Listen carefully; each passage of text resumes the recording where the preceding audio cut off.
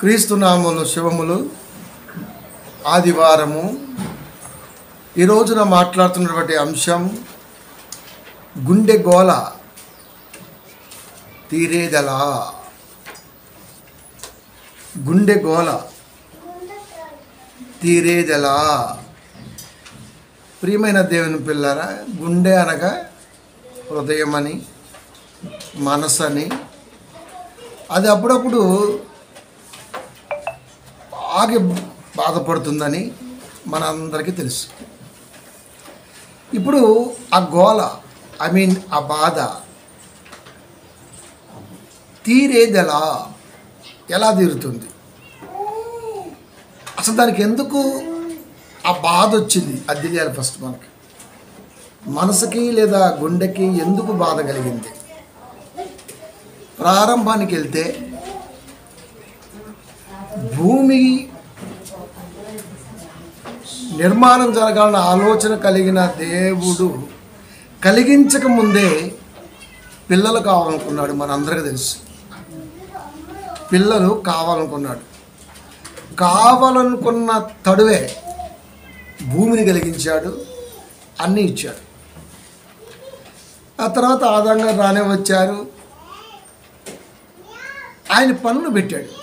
ఎందుకు పెట్టాడయ్యా అంటే, మనం భౌతికంగా భూమి మీద ఉన్న మనం పిల్లల కంటే బయటకు వచ్చేసరికి డాడీ ఇదేంటి, మమ్మీ అదేంటి అని అడగకూడదు. అది దీక్ష, ఇది కొండ, ఇది సట్టి, ఇది చేప, ఇది కోడిపిల్ల అని మనం వాళ్ళకి నేర్పుతాం. దాన్ని చూడగానే ఇది కోడిపిల్ల, ఇది కుక్క పిల్ల వాళ్ళకి అర్థమైపోద్ది. ఇది మనం నేర్పాం. పిల్లలకి తెలియకుండానే బుక్కు, పెన్ను ఇవన్నీ నేర్పాం మనం. అందుకే వాళ్ళు అడగరు. ఒక్కోసారి అడుగుతుంటారు, డాడీ అదేంటి అని అడిగారంటే అప్పటికది మనం చెప్పు ఉండకపోయి ఉండాలి. మనం ఇక్కడ ఫెయిల్డ్. చాలాసార్లు మన పిల్లడు అదేంటి డాడీ అది, అదమ్మా అంటే అప్పుడు చెబుతాం మనం, అంతకుముందు చెప్పలా. కానీ దేవుడు అలా కాదు. సృష్టిలోకి వచ్చిన తర్వాత నా పిల్లలు ఇదేంటి అని అడగకూడదు. చూడగానే ఇది సీమ, ఇది ఎలక, ఇది ఏనుగు, జల శరరాశులకి పేర్లు పెట్టడానికి ఆదాముకున్న జ్ఞానం కానీ, ఓర్పు కానీ, ఆ డెడికేషన్ కానీ ఎంత గొప్పదంటే అంత గొప్పది. కంప్లీట్ అయిపోయింది. ఇంకా అన్నిటికీ పేర్లు పెట్టేశాడు. సముద్రములోనే ఇంచుమించుగా భూమి మీద ఎన్ని రకాల జాతులు ఉన్నాయో, ప్రాణాల అంతకంటే ఆల్మోస్ట్ దగ్గరగా ఉన్నాయి. సముద్రంలో కూడా వాటికి కూడా నీటి చేపని, నీటి ఏనుగని, నీటి గుర్రమని, నీటి పెట్టుకుంటూ వచ్చారు. సో ఈ రోజున మనిషి పెట్టడానికి భూమి మీద ఏదీ లేదు పేరు. ఇదేంటి అంటే దేవుడు పెట్టేశాడు. ఇక వాడు చేసుకుని వాడు పెట్టుకుంటాడు, అది వేరే విషయం. మనం కన్నా పిల్లకి మనం పేరు పెట్టుకుంటాం, ఎవడో పెడితే ఊరుకోంగా. సో ఆ స్వతంత్రాన్ని కూడా దేవుడు ఇచ్చాడు. అంతా బాగానే ఉంది. ఇప్పుడు ఆ రోజు అనుకున్నా కదా నేను, ఏమని, నరులు కావాలి భూమి మీదకి, పిల్ల కావాలని. కనుక ఆదాం ఒక్కడే ఉన్నాడు. ఇప్పుడు పిల్లలు కావాలి. సో అమ్మ ఎంటర్ అయింది, పిల్లలు వచ్చేసారు. అక్కడి నుంచి వరుసలు పెరిగాయి. అమ్మ, నాన్న, అక్క, చెల్లి, బావ, మరదలు, బామర్ది, మేనబావ, మేనత్త, మేనలుడు, అవ్వ, తాత, నానమ్మ, ఇంకా సడుగుడు, ఇలాంటి ఎన్నో రకాల ఈ బంధాల్లో మనం ఉండిపోయాం.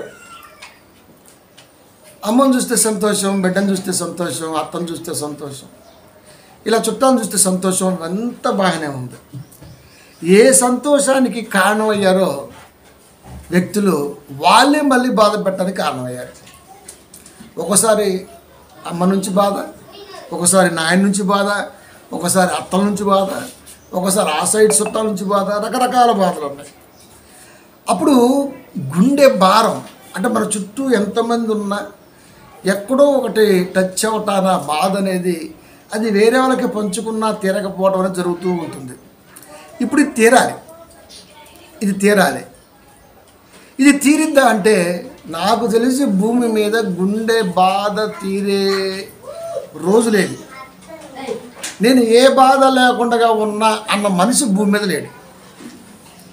ఏదో ఒక బాధ ఉంటుంది, కుటుంబంలోనో లేకపోతే మరొక చోటో లేకపోతే మరొకటో, లేకపోతే ఎవరికో న్యాయం చేద్దామని వెళ్తే దాంట్లో ఏలిడితే అక్కడ ఒక బాధ. బాధ లేకుండా బాధతోనే జీవితం గడిపేటట్టుగా మనం ఉండిపోయాం. దేవుడు ఎప్పుడు చెప్పాడు, ఒరే ఇంత కలిగించిన తర్వాత, ఇంత బంధుత్వాన్ని పెట్టిన తర్వాత ఒకటి మాత్రం శాశ్వతంగా మీ మధ్య ఉంటుంది, అది తీరదరా అని చెప్పాడు. ఎప్పుడు? మనం పుట్టకముందు ఆయన భూమిని కలిగించాలన్న ఆలోచన కలిగి ఉన్నప్పుడే చెప్పాడు. రాయించాడంటే రాయించాడు. రాయించిన తర్వాత కొన్ని వందల సంవత్సరాలుగా సంఘాల్లో బోధ జరుగుతున్నా ఇంకా ఈ రోజున ప్రభువా బాధ అన్న ప్రార్థన మనం చేస్తున్నామే, దాన్ని ఏమనాలో నాకు ఎప్పటికీ అర్థం కాదు. ముందే చెప్పేశాడు, గోల బాధ ఇవన్నీ ఉంటాయి నాయన జాగ్రత్త అని. వాటిని ఎక్కువగా తీసుకోవటం వల్ల నీకు ఉపయోగం లేదు. కనుక నువ్వు ఎప్పుడు ఎలా ఉండాలంటే ఇలా వినేసి అలా వదిలేసుకుంటూ వెళ్ళిపోవాలి. అంటే ఎక్కువగా మనిషి అనేవాడు సెంటిమెంటల్ ఫుల్స్గా ఉంటాడు. అసలు కన్నదే దేవుడు, లోకాన్ని ఇచ్చిందే దేవుడు, చుట్టాన్ని ఇచ్చిందే దేవుడు. మనం రాకముందే అత్త మామ అల్లుడు రకరకాల వరుసలు ఉన్నాయి. మనం వచ్చినాక వాళ్ళంతా దగ్గరకు వచ్చారు.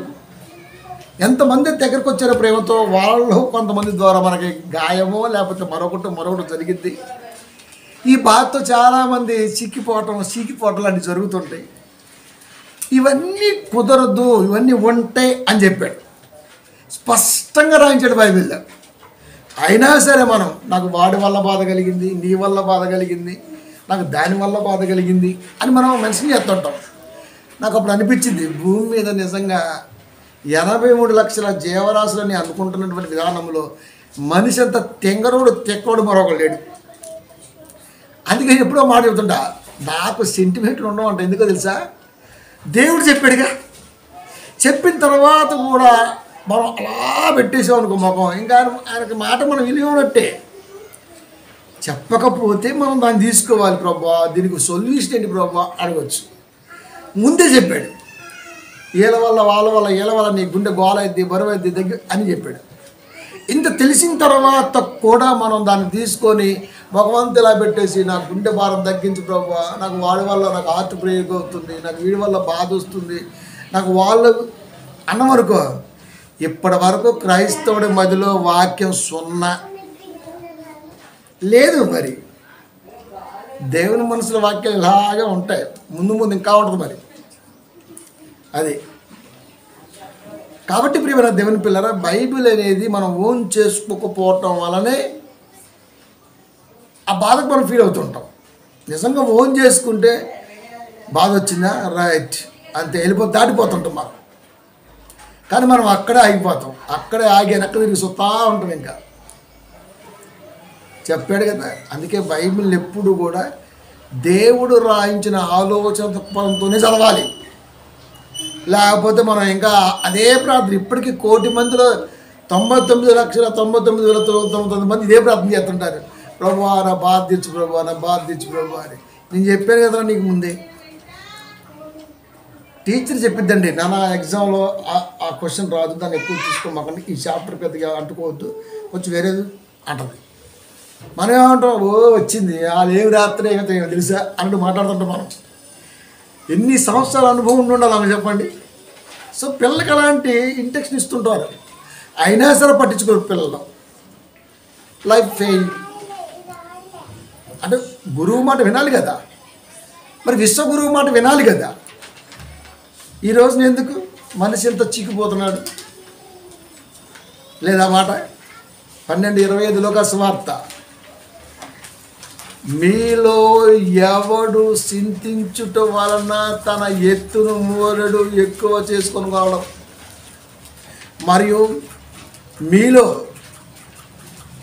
ఎవడు చింతించుట వలన తన ఎత్తును మూరుడు ఎక్కువ చేసుకోగలడు. నేను ఇంత చింతిస్తే ఇంత ఎత్తు ఎదుగుతా అంటే ఫినాన్షియల్ కావచ్చు, లేకపోతే డివోషనల్ కావచ్చు, లేకపోతే మరొక రకం కావచ్చు, లోకరీత్యా పూరి చరస్థిరాస్తుల రీత్యా ఎదగటం. ఎక్కువగా చింతించడం వలన ఎక్కువగా ఎదుగుతావంటే ఈ రోజున నువ్వు చేసే చింత ప్రార్థనదే చెల్లుబాటు అయ్యేది. కానీ ముందే చెప్పాడు, ఎవడు సిద్ధించటం వలన తన ఎత్తును మూరెడు ఎక్కువ చేసుకొనగలడు. అంటే అర్థం ఏంటి? నాయనా నీ చింత తీసి పాతే. అదే గుండెకోల. ఏంటోనండి గుండె రా కొట్టుకుంటుంది. ఏదన్నా చిన్న న్యూస్ వింటామండి, ఏదో పెద్ద ప్రపంచంలో ఎప్పుడు లేనంత మనమే కనిపెట్టాము, అది మళ్ళీ మనమే వింటున్నాం అన్నట్టు ఫీల్ అవుతాం. మనం ఎక్కడో చిన్న న్యూస్ వింటాం మనం అంటాం అంతే. ఒరే ఇంత ఎలా, ఎంత ఫూలిష్గా ఎలా ఉన్నాడు వీడు అంటే, వీడు గుండె కాదు, వీడు కోతి గుండె వేయాలి, మనిషి గుండె వీకేసి. అది క్రైస్తవుడు అంటే స్ట్రాంగర్ దెన్ ద స్ట్రాంగెస్ట్. బలం అనేది లోకంలో ఉందంటే ఆ బలం మీద స్వారీ చేసేవాడు క్రైస్తవుడు. 66 పుస్తకాలలో లక్షలాది మాటలు ఇచ్చాడు దేవుడు. అయినా సరే ఇంత చిన్న జీవితంలో వాడు దాన్ని గ్రహించక సెంటిమెంటల్గా మెంటలోడయ్యి దేవుడి కాడికి రావటం, కన్నీరు మోకరించడం, ప్రభువా ఆడు తిట్టాడు, ఆడు గిల్లాడు, ఆడు గొరిగాడు, ఆడు ఇట్టాడు, ఆడు అట్టాడు, ఆర్ట్ అంటాడు అంతే. ఒరే మీ పాస్టర్ గారు ఎప్పుడు చెప్పలేదా? చెప్పాడు కదా. చింత స్టార్ట్ అయ్యేది అక్కడే, ఓ మాట ద్వారాను. మనకు బాగా ఇష్టమైన మనతో మాట్లాడదు అనుకోవాలి, వెంటనే మనం డిహైడ్రేట్ అయిపోతుంటాం. సూర్యుడు కనుక యాడ్లో సూర్యుడు కనుక లాగేసినట్టు నీరుని మనం కూడా అయిపోతుంటాం అంతే. అవునా? ఏముంది అక్కడ కూర్చొని 2 రోజుల తర్వాత కూర్చొని మాట్లాడితే అయిపోతుంది మంచిగా. అయిపోయా. మా నాయన పోయింది, నాకు చాలా ఇష్టం మా నాయన అంటే. శుక్రవారం ఆ రోజు మరి వర్షం పడుతుంది ఫుల్గా. సమాజ కార్యక్రమం 4:30-5 అయిపోయింది. ఇప్పుడు నేను ఏం చేయాలా? పచ్చి ఒడ్డుతో ఒళ్ళు దాటకూడదు, ముసలి సామెతలో మొక్క సామెతలో ఈడ్స్ అంతే తూర్పు పోయింది. అది వెంటనే బైక్ కూడా కాదు, మళ్ళీ కారు కూడా కాదు, బైక్. అప్పుడు బైక్ వేసుకోవచ్చు వాకి చెప్పిన. అవును, మా నాన్న నన్ను అన్నాడు, పెంచాడు, దేవుడు ఆయన గర్భాన్ని ఇచ్చాడు. తండ్రికి బాధ ఉంటుంది కదా. కానీ ఆ సమయాన్ని ఇక్కడ ఇవ్వకపోతే ఇంత ఇచ్చిన నాకేయుడు మరి పంగనా పెట్టిన అంట దేవుడు. మనకి ఇవన్నీ వద్దు, చర్చి కావాలి, సెంటిమెంట్ అంతకంటే 100 రెట్లు ఎక్కువ కావాలి. నేను అందుకే క్రైస్తవులతో ఎక్కువ సహవాసాలు చేయను నేను, తెలుసా?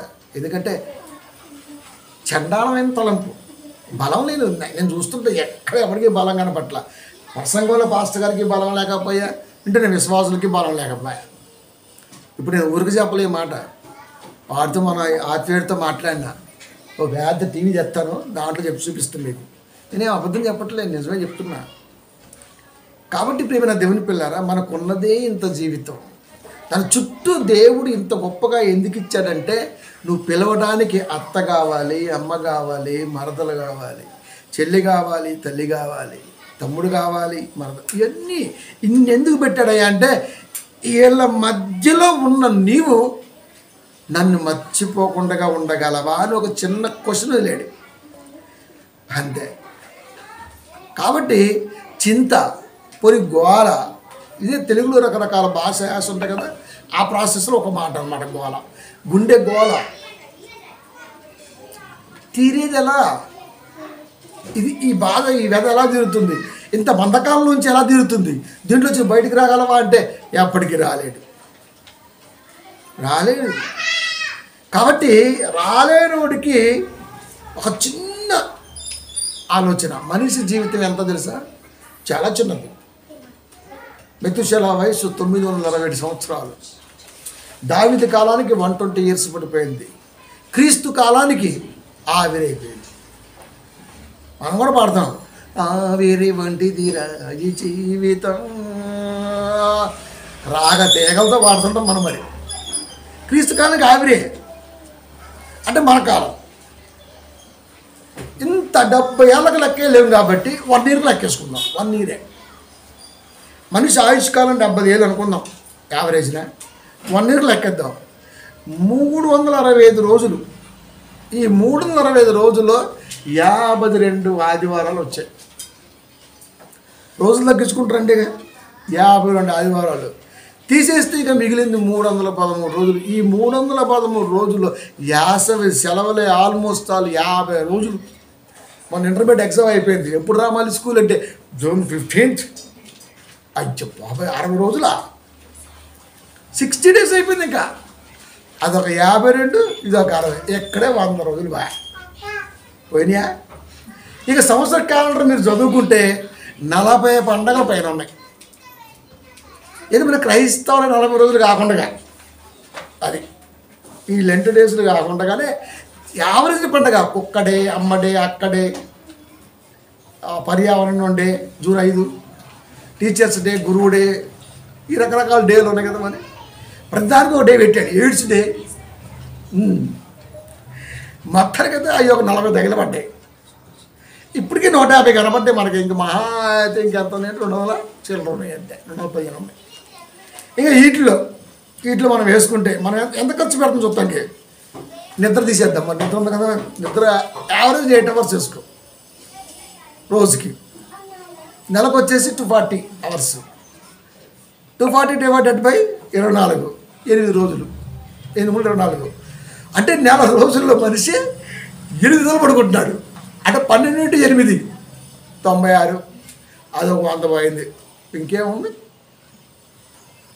150 అని ఇక 100, 250. ఇంకెంత ఉంది? ఇక 120 రోజులు ఉంది. ఇక ఈ 120 రోజుల్లో టీవీకి ఎన్ని గంటలు ఎత్తమ్మా? నిద్ర కాకుండా అసలు ఖచ్చితంగా ఇప్పుడు ఎండాకాలం కాబట్టి 3 గంటలు తగ్గదిగం. అదే ఒక్కొక్క రకమైన క్యాడర్ ఉంది. ఒక్కొక్క పిచ్చి, సీరియల్ పిచ్చి లోకల్లో, సినిమా పిచ్చి లోకల్లో, అర్రర్ మూవీస్ చూసేవాళ్ళు ఒకళ్ళు. ఇక క్రికెట్ అయితే ఇంకా అంతే పోకూడదండి. ఇక బ్రదా అంతే. అదొక 3 గంటలు, ఆడొక 3 గంటలు, ఒక 3 గంటలు ఆడతారు, ఒక 5 గంటలు. సో యావరేజ్ ఒక 3 గంటలు వేసుకో. నెలకు వచ్చేసి ఎన్ని రోజులు?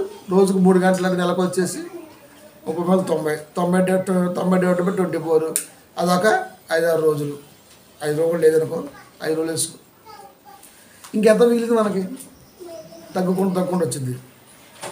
అంతేనా? మరి సంవత్సరంలో కనీసం ఒక 5-6 సార్లు మంచం పడతాం. వారం వేసుకో. జ్వరం అనుకో, నీరసం అనుకో, ఏదనుకో, వారం వేసుకో. ఇలా లెక్కేసుకుంటూ వస్తే ఒక సంవత్సరంలో నిజంగా నీకు గ్రేస్ పీరియడ్ అంటూ ఉందంటే అది 52 వారాలు మాత్రమే సుమా. మిగతా అన్ని ఖర్చు అయిపోయాయి తెలియకుండానే. అన్ఎక్స్పెక్టెడ్గా ఊరికి వెళ్ళటం, ఫంక్షన్కి వెళ్ళటం, టైం అంతటి కోల్పోవటం, మొత్తం 0. ఇక మనకు మిగిలింది కృప అంటే ఆ 52 వారాలు మాత్రమే. అంటే సంవత్సరానికి 365 రోజుల్లో 52 వారాలు మాత్రమే మిగిలింది. ఈ 52 వారాలు పూర్తిగా దేవుళ్ళు ఉంటామా అంటే మహా అయితే 1.5-2 గంటలు మాత్రం సుమావా. మళ్ళీ ఏడ కూడా మళ్ళీ కోతే. 52 వారాల్లో చర్చిలు మహా అయితే క్రైస్తవుడు గడిపేది 2 గంటలే. అది కూడా చాలా కష్టంగా అడుగుతాడు అనమాట. 52 × 2 104. 104 కొట్టేవాడు 24. మళ్ళీ అక్కడికి వచ్చింది అంతే. కంప్లీట్గా చేసుకున్న కూడా వారమే, పైన 5 రోజులే. 365 రోజుల్లో దేవుడి కోసం నిలబడింది ఎంత ఉందంటే అది 5 డేస్ మాత్రమే. 5 రోజులే క్యాల్కులేట్ చేసుకుని మీరు. ఈ 5 రోజులు 31 మాట్లాడతాడు, ప్రభా ఈ సంవత్సరం అంతా మమ్మల్ని కాసి కాపాడు, ఈడ్స్ అంతా అంటాడు రేపు వదిలిపోతా. నిజమే పలికావు, మరి నువ్వు ఎంత ఖర్చు ఇచ్చావు నాకు అంటే జీవితం గురించి మాట్లాడుతున్నా. చిన్న జీవితం కదా, చిన్నదే. మరి 5 రోజులు కూడా దేవుడికి కేటాయించిన జీవితాన్ని చిన్న జీవితమే అంటారు. ఈ చిన్న జీవితంలో, ఈ 5 గంటల జీవితంలో, కొన్ని 5 రోజుల జీవితంలో గోళ్ళు, బాధలు, బంధాలు, పీకులాట్లు, తలంపులు, భారం, చింత, ఇవన్నీ అవసరమా? కంప్లీట్గా మనకు మిగిలింది అంతే కదా. దీనికి ఎంత అవసరమా? ఎంత అవసరమా? ఎంత అవసరం అయితే ఇంతటి గ్రంథాన్ని దేవుడు ఇచ్చేవాడే కాదు కదా. ఇలా అనేక తరాలు, ఒకటి కాదు, ఆదాము దగ్గర నుండి ఈరోజు నేను మాట్లాడే అంతవరకు అనేక తరాలు కూడా టయాన్ని మిస్యూజ్ చేసుకున్నాయి, కాలగర్భంలో కలిసిపోయాయి, కన్న తండ్రికి వ్యధని మిగిలించాయి. ఇప్పుడు మనకాడికి వచ్చింది. మా నాయన కష్టపడ్డాడు. మా నాయన లాంటి కష్టం మళ్ళీ నేను పడాలి. మా నాన్న పడ్డ కష్టం వృధా అయిపోయింది, నేను పడ్డ కష్టం వృధా కాకూడదు. అంటే ఒక్కొక్క జనరేషన్కి మన కష్టాన్ని అందించగలిగితే రేపు జనరేషన్ అనేది ఒక స్టెప్ ఎక్కింది. వాళ్ళకున్న పీరియడ్లో వాళ్ళు కష్టపడ్డారు, మనం ఇక్కడ దాకా మంచిగా వచ్చాం. మనకున్నటువంటి ఈ పీరియడ్లో మనం కష్టపడితే మన పిల్ల ఇంకోటి ఏం చెప్తారు. సో ఇది వారసత్వంగా రావాలి. మరి దేవుడు కోరుకున్న జ్ఞానం వారసత్వంగా తరాల్లో ఎందుకు రాలేదు? దేవుడు కోరుకున్న ఆలోచన తరతరాల నుంచి ఇప్పటి వరకు ఎందుకు రాలేదు? మనకి ఇలా ఎవడు కూడా క్యాల్కులేటర్ చెప్పడండి. చెప్తున్నా కదా, మనకి నేర్పిందల్లా ఒకటే, ఏడవటమే చర్చి అంటే అంతే. మరి దేవుడు అప్పటి నుండి ఇప్పటి వరకు నా మాటని గ్రహించక అదే గోలలో, అదే చింతలో, అదే వెదలో ఎవడు చెప్పడా కాపురనేవాడు? ఇన్ని సభలు జరుగుతున్నా, ఇంతమంది ఇంటెలెక్చువల్ ఆలోచనతో ఉన్నా ఎందుకు చెప్పలేకపోతున్నారు? వాక్యం అనగా నేను కూడా చెప్పనా?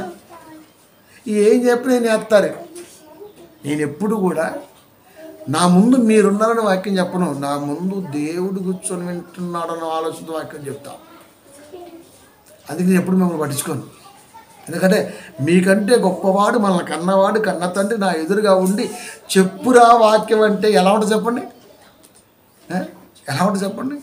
ఒక టీచర్ కూర్చొని ఆయన పోరగాన్ని ఎక్స్ప్లెయిన్ చేయరా అంటే వాడు ఏ రావే సీరేస్తాడు, వణికెత్తుంటే గజగజ వణికెత్తాడు. కాబట్టి ప్రియమైన దేవుని పిల్లరా, దేవుడు అప్పటి నుంచి ఇప్పటి వరకు అదే బాధలో ఉన్నాడా అంటే అదే బాధలో ఉన్నాడు. ఎందుకంటే మనకి ఈ బాధే ఎక్కువైపోయింది, బయటకు రావట్లే కదా. చూస్తాం అన్నమాట. 3:10 హెబ్రీ.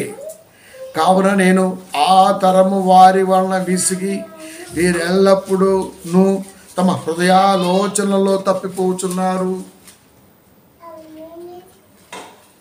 ఆ తరము వారి వలన, మనకంటే ముందు తరం, ఆ తరము కంటే ముందు తరం, ఆ తరం ప్రారంభ తరం. అక్కడి నుంచి ఎప్పుడు చదువుతున్నాడు? పౌలు గారి కాలం 2000 సంవత్సరాల క్రితం చదువుతున్నాడు. ఆ తరము వారి వలన విసిగి వీరెల్లప్పుడూ తమ హృదయాలోచనలలో తప్పిపోతున్నారు.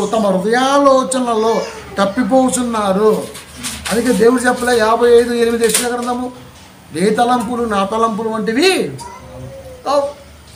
హృదయాలోచనలలో తప్పిపోతున్నారు. వీరు ఎల్లప్పుడూ తమ హృదయాలోచన.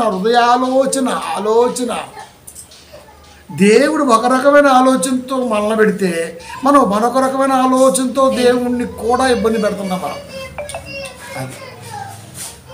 అంటే తరతరాలుగా ఈ గుండె గోల తీరట్లేదా అంటే తీరదు. ఇది సెంటిమెంటల్ ఫూల్స్ హార్ట్. అది గుండిచ్చింది దేవుడు, చుట్టూ జనాన్ని ఇచ్చింది దేవుడు, బంధువర్గానికి ఇలా పిలవాలని నేర్పింది దేవుడు, ఇంత సర్కిల్ ఇచ్చింది దేవుడు, ఇంత సంతోషాన్ని ఇచ్చింది కూడా దేవుడే. ఎవడో ఏదో అన్నాడని చెప్పేసి మనం చెవులు తీసేసుకొని దాన్ని కంటి వెంట నీరు గార్చుకుంటూ చూస్తామా? క్రైస్తవుడు ఏడవకూడదురా, ఏడ్చేవాడిని తుడవాలి. అది వాక్యం అందక ఎవడు ఏడుస్తున్నాడో వాడి కన్నీరు తుడవాలి. మనమే లబోదిగో బెబువా అని ఏడుతుంటాం మనం. అది మనమే ఊపిలోంచి బయటికి రాలా. నేను బయటకు వచ్చినాక లాగేస్తా నిన్ను అట్లంతే. నువ్వు ఉన్నదే ఊపిలో, నువ్వు వస్తే కదా ముందు ఫస్ట్ నువ్వు రావాలి కదా. నువ్వు వస్తే కదా అంత భరోసా గల మాట ఇచ్చేది. కానీ దేవుడు ఎంత జాగ్రత్తగా 12:25 లోకసువార్త, మీలో ఎవడు చింతించటం వలన తన ఎత్తును 3 ఎక్కువ చేసుకోగలడు. అంటే అర్థం ఏంటి? ఎంత ఉంటే అంతే ఉంటుంది, అర్థమైపోయింది. ఇంకా అంటే ఓకే రైట్ అంతే, కట్ అయిపోవాలంతే. అంత బలంగా మనం ఉండగలమా అంటే అదే. అందుకే తరతరాలుగా చెబుతున్నాడు నాయన, తరతరాల నుంచి ఏమంటున్నా సార్, వీరెల్లప్పుడూ తమ హృదయాలోచనలు తప్పిపోతున్నారు. వాళ్ళ హృదయాలోచన వేరు. ఒక్కొక్కడేమో ఆడ సెంటిమెంట్ అంటాడు, ఒక్కొక్కడేమో 7 సిమెంట్ బస్తా అంటాడు, ఒక్కొక్కడేమో ఆడది అంటాడు, ఏడిది అంటాడు. నన్ను కన్ను తండ్రి పోయాడు, నేను చూడలే. అవునా? ఇప్పుడు లేపుతావు పోయి యేసుక్రీస్తువారు ఉన్నారు, స్వార్థ ప్రయాణంలో ఉన్నారు.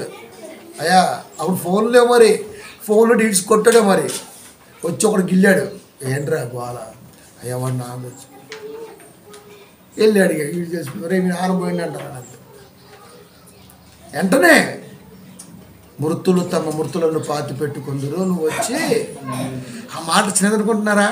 నీకు ఎదురవుతే అర్థమవుద్ది, మరి నీకు ఎదురవుతే అర్థమవుద్ది.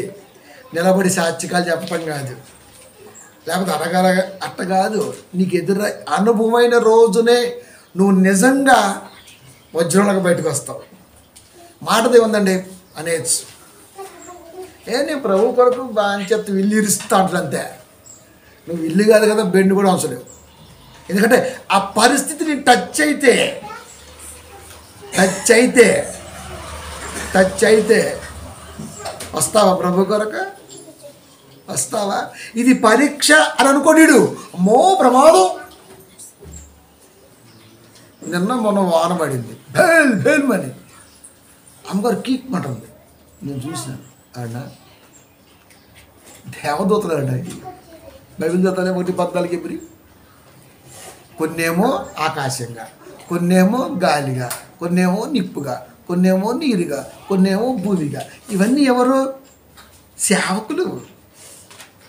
నేను వర్షం వస్తే ఆస్వాదిస్తా, మెరుపు వస్తే ఆస్వాదిస్తా, భేమని పేలుతుంటే ఇంకా ముందుకు పోతాను. నాకు చాలా ఇష్టం. ఆ రోజు నైట్ అలాగే వెళ్ళిపోయాడు. ఎంత ఆనందంగా ఉందో నాకైతే. ఈ ఒకటి రోజు కాదు, ఎప్పటి నుంచో అలవాటు నాకు. ఎందుకంటే ప్రకృతి ఒడిలో పరమ తండ్రి పిల్లవాడిగా ఉన్న నాకు దేవుడు ఆనందాన్ని ఇస్తున్నాడు శబ్దాలతో, బల్ బల్లు అని. మనం ఏమంటాం, విడిపడుద్దంట, అయ్యో అటు ఎంత భయమో చూడు, ఎంత ప్రేమ విడికి సాగు మీద, బతుకు మీద. ఇంట్లో ఉన్నా పోతావు రాసింటే, నీ టైం ఎక్కడ దాకా అని డిస్ని రాసింటే పోతావు. కానీ ఆస్వాదించిన ఒకసారి వారిని, ఆ గాలి అలా తిరుగుతూ వడగంట పడుతుంది, ఎంత బాగుంటుందండి. ఇంట్లో ఉన్న గజ మనం బైబిల్ చదవం, ఇలాంటి కాపరు చెప్పడు. దూతలు రావి మన సేవకులు వాళ్ళు కదా. ఎంత ఆనందం అండి. అంటే దేవుడు చెప్తున్న మాట మీరు చూడండి, ఎంత ఆనందం. అంటే దేవుడి మాట ఇంత భరోసాగా ఉంటుందంటే ఇంత భరోసాగా ఉంటుంది. మనకు నమ్మకం లేదు కాబట్టి కొడలికి బయటేస్తాం. ఆ రథంలోంచి అంటే ఏదో ఊడి పడితే మన ఇంటి మీద పడితే 2 మేఘాల రాపిడికి ఖచ్చితంగా షార్ప్ వచ్చేస్తుంది. అది కామన్. రాపిడి మధ్య షార్ప్ ఉంటుంది. అది ఎక్కడోసారి పడిద్ది అంతే. ఎక్కువగా ఎక్కడెక్కడో పడుతుంటుంది. అప్పుడప్పుడు మన చెట్టు మీద ఆడబడుతుంది. పిడుగు పోయిండు అంటుంది. ఇంకా పేరు పెట్టే పిడుగు ఆగలే. ప్రియమైన దేవుని పిల్లారా, మనిషి పెట్టుకున్న దానికి భయపడుతున్నాడు, దేవుడు చెప్పిన దానికి మాత్రం భయపడలేదు. కనుక ఆ తరము వారి వలన విసిగిపోయాను. వాళ్ళ హృదయాలోచనలు ఎప్పుడు కూడా తప్పిపోతున్నారు. నా మార్గములను తెలుసుకొనలేదు. మార్గం అంటే దారే కాదు, ఒక మాట చెప్పి ఆలోచన పుట్టించటం కూడా మార్గమే. ఎంత జ్ఞానం నేర్పాను నేను. 66 పుస్తకాలు ఎందుకు ఇచ్చాను? ఒకడంటాడు 66 పుస్తకాలు బైబిల్ పేరు బైబిల్లో ఉందా అంటే, ఇక మనోళ్ళు ఏం చేస్తారు పాస్టర్లో, నీ గ్రంథంలో ఉందా, భగవద్గీతలో ఉందా, రామాయణంలో ఉందా, ఇవన్నీ నీకు ఎందుకులే. వాడు ఏమడిగిండు ప్రశ్న అర్థం చేసుకోవడం కూడా అట్లా కాపర్లకి. మరి ఏం బోధకులో, ఏం విశ్వాసులో, ఏం పిశాసం తెలియట్లేదు నాకైతే. వాడు అడిగింది ఏంటి, బైబిల్ అనే పదం బైబిల్లో ఉందా అన్నాడు అంతే. ఇప్పుడు నువ్వేం చెప్పాలి, ఎస్ ఆర్ నో అని చెప్పు. నో అని చెప్పే ముందు వాడికి ఒక ప్రశ్న, నీ పేరు ఏం పేరు అని అడుగు. సింపుల్. నా పేరు పలానా ఎక్స్ అంటాడు, 700 అని అడుగు. కిందకి పైకి చూసి 700 అని అంతే.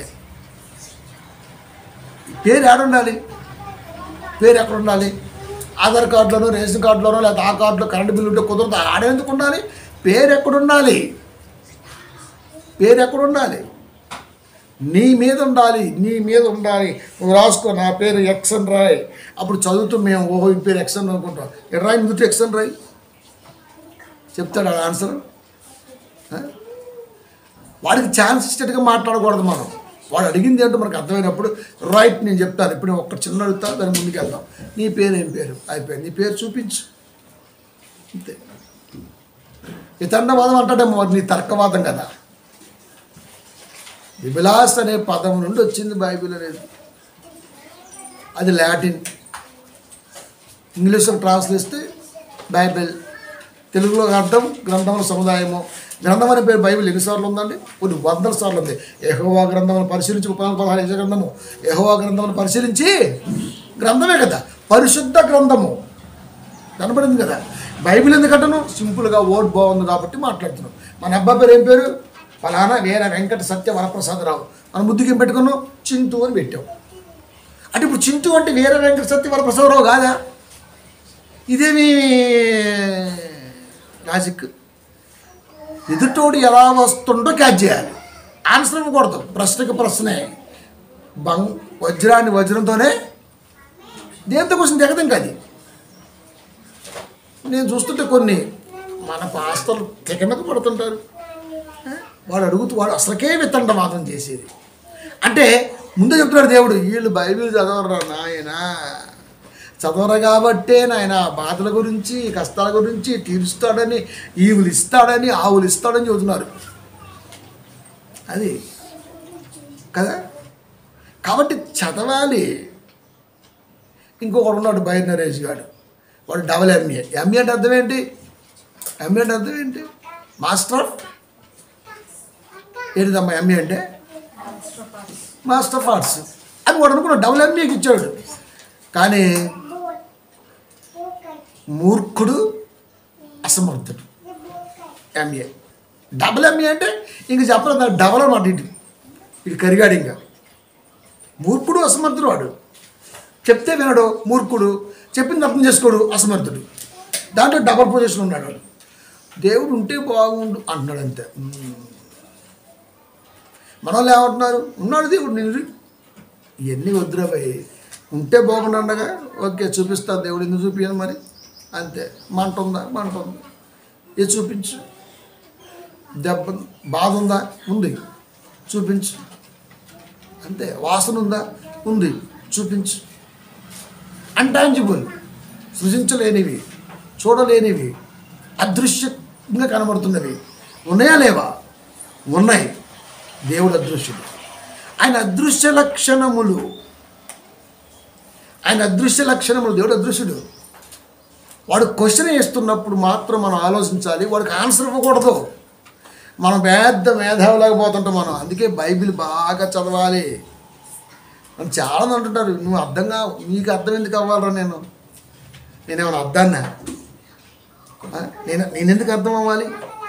నీకు అర్థం కావాల్సింది బైబిల్ కదా, నేను ఎందుకు అర్థం అవ్వాలి? నేను అర్థం చేసుకోవటం ఎలా? ఎప్పటికైనా ఇలాగే ఉంటుంది. మరి అర్థం ఎందుకు అవుతాను నేను? గ్లెసరిన్. నీకు అర్థమైన రోజు నేను బలహీనుండే కదా. బైబిల్ నీకు అర్థమైతే నువ్వు బలవంతుడే కదా. అంటే నీ ఫోకస్ ఎక్కడుంది? ఎక్కడ పెడుతున్న ఫోకస్? నేనైతే బైబిల్ మీద పెడుతుంటా. అది ఎందుకంటే నీ పెద్దగా సెంటిమెంట్గా ఫీల్ అవ్వను, పెద్దగా కదా, అసలు ఫీల్ అవ్వను. కాబట్టి నీకుండదు ఆ బాధ వ్యధ అంటే, నాకు బాధ ఉంది, వ్యధ ఉంది. దీనికి తెలుసా, ఇంత మహాజ్ఞానాన్ని వృధాగా ఇంకా పోతుంది ఏంటన్న బాధ. అనేక మంది మూర్ఖులు దీన్ని వక్రీకరించి మాట్లాడుతున్నారేంటన్న బాధ ఉంటుందా? ఉంటుంది. సొల్యూషన్ లేదా? ఎందుకు లేదు? టైం పడుతుంది. సొలొమోను చెప్పాడు కదా, 3:1 ప్రసంగి, ప్రతిదానికి సమయము వస్తుంది. ఎందుకు రాదు? తేమా తెచ్చుకోలేమా? కనుక నా మార్గములను తెలుసుకొనలేరు. ఇంకెప్పుడు తెలుసుకుంటాడు? వాళ్ళని తెలుసుకోరా. మరి ఇప్పుడు మన పీరియడ్, మరి మన సంగతి ఏంటి? ఇప్పుడు ఎవరి గురించి మాట్లాడుతున్నాం? 3:10 హెబ్రీ గురించి మాట్లాడుతున్నాం. ఏమని? ఆ తరము వారి వలన విసిగి వీరెల్లప్పుడూ తమ హృదయాలోచనలలో తప్పిపోచున్నారు, నా మార్గములను తెలుసుకొనలేదు. దేవుడి మార్గము గతించిపోయిన మన ముందటి తరాలు తెలుసుకోలేదు అని బాధపడుతున్నాడు. ఆయన హృదయం ఏంటో, ఆయన ఆలోచన ఏంటో వాళ్ళకి తెలుసుకోలేదు. అంటే తెలుసుకున్నాం ఆలోచన వాళ్ళు చేయలేదు. మరి మన కాడికి వచ్చింది. మరి మన పరిస్థితి ఏంటి? మన పరిస్థితి కూడా ఇలాగే ఉందేమో. మరి 1942 లోకాసువార్త 19:42, నీవును నీ దినమందైనను సమాధాన సంబంధమైన సంగతులను తెలుసుకున్న ఎడల నీకెంతో మేలు. ఏమంటున్నాడు నాయనా వైడి రాజు? అదే మరి క్యామస్ నేమ్. నీవును నీ దినమందైనను సమాధాన సంబంధమైన సంగతులను తెలుసుకుని ఎడల నీకెంతో మేలు, కానీ ఇప్పుడు అవి నీ కన్నులకు మరుగు చేయబడి ఉన్నవే. అమ్మయ్య చెప్పేశాడు. నాయన నీ ఆయుష్ కాలములో సమాధాన సంబంధమైన సంగతులు ప్రతిదానికి ఆన్సర్ ఉన్నది అనే ఆలోచన నీకు తెలిసి ఉంటే బాగుంటుంది. వాడు అడుగుతున్నాడు, ప్రతిదానికి ఒక ఆన్సర్ ఉంది. A+B ఎంత అంటే A+B సూత్రం మనం అడిగితే అక్కడ అడుగుతుంది అది కాదు, అది లెక్కలో యాప్ట్ అవుద్దేమో. కానీ అదే ఐసిస్ల కోడ్ అయితే ఇప్పుడు లెక్కలనుకో A+B అంతే లెక్కల్లో. కాబట్టి నీకు అర్థమైంది. అదే పదం A+B సూత్రం అనుకున్నావు. నువ్వేమనుకున్నావు? మ్యాథ్స్ కాబట్టి సూత్రం అనుకున్నావు. కానీ అదే ఒక మిలిటెంట్, ఒక టెర్రరిస్టోడు A+B అని ఫోన్లో మాట్లాడినప్పుడు నువ్వు విన్నప్పుడు ఖచ్చితంగా వాడు ఏదో చెప్పిండు, వీటికి అర్థమైంది. ఇదే కోడ్. ఇది మన వల్ల కాదు. ఎవరు డీకోడ్ చేస్తారు? మిలిటరీ వాడు చేస్తారు. వాడికి ఎలా తెలుసు? ఒక టెర్రరిస్ట్ ఏం ఆలోచిస్తాడో వాడికి తెలుసు. ఎందుకంటే వీళ్ళు యాంటీ స్క్వాడ్లో పనిచేస్తున్నారు కాబట్టి ఒక టెర్రరిస్ట్ అనేవాడు ఏ కోడ్తో మాట్లాడతాడో తెలుసు. కాబట్టి ఇంకొకటి కూడా ఉంది, మాట్లాడకుండా మాట్లాడే కోడు, మౌస్ కోడు. వాళ్ళు మాట్లాడరు, కంట్రెప్పలతో మాట్లాడుతుంటారు. ఇన్ని రకాల కోడ్స్ ఉన్నాయి. ఇవి డీకోడ్ చేయగలుగుతున్నారు. దేవుడు ముందే చెప్పాడు, నీ దినమందైనను సమాధాన సంబంధమైన సంగతులను తెలుసుకున్న ఎడలా ప్రతి దానికి ఆన్సర్ ఇచ్చానురా. నువ్వు తెలుసుకుంటే బాగుండేది, నీకు ఎంతో మేలు జరిగేది. కానీ ఇప్పుడు నీ కన్నులకు మరుగు చేయబడి ఉన్నవి. సంబంధమైన సంగతులు మరుగు చేయబడ్డే.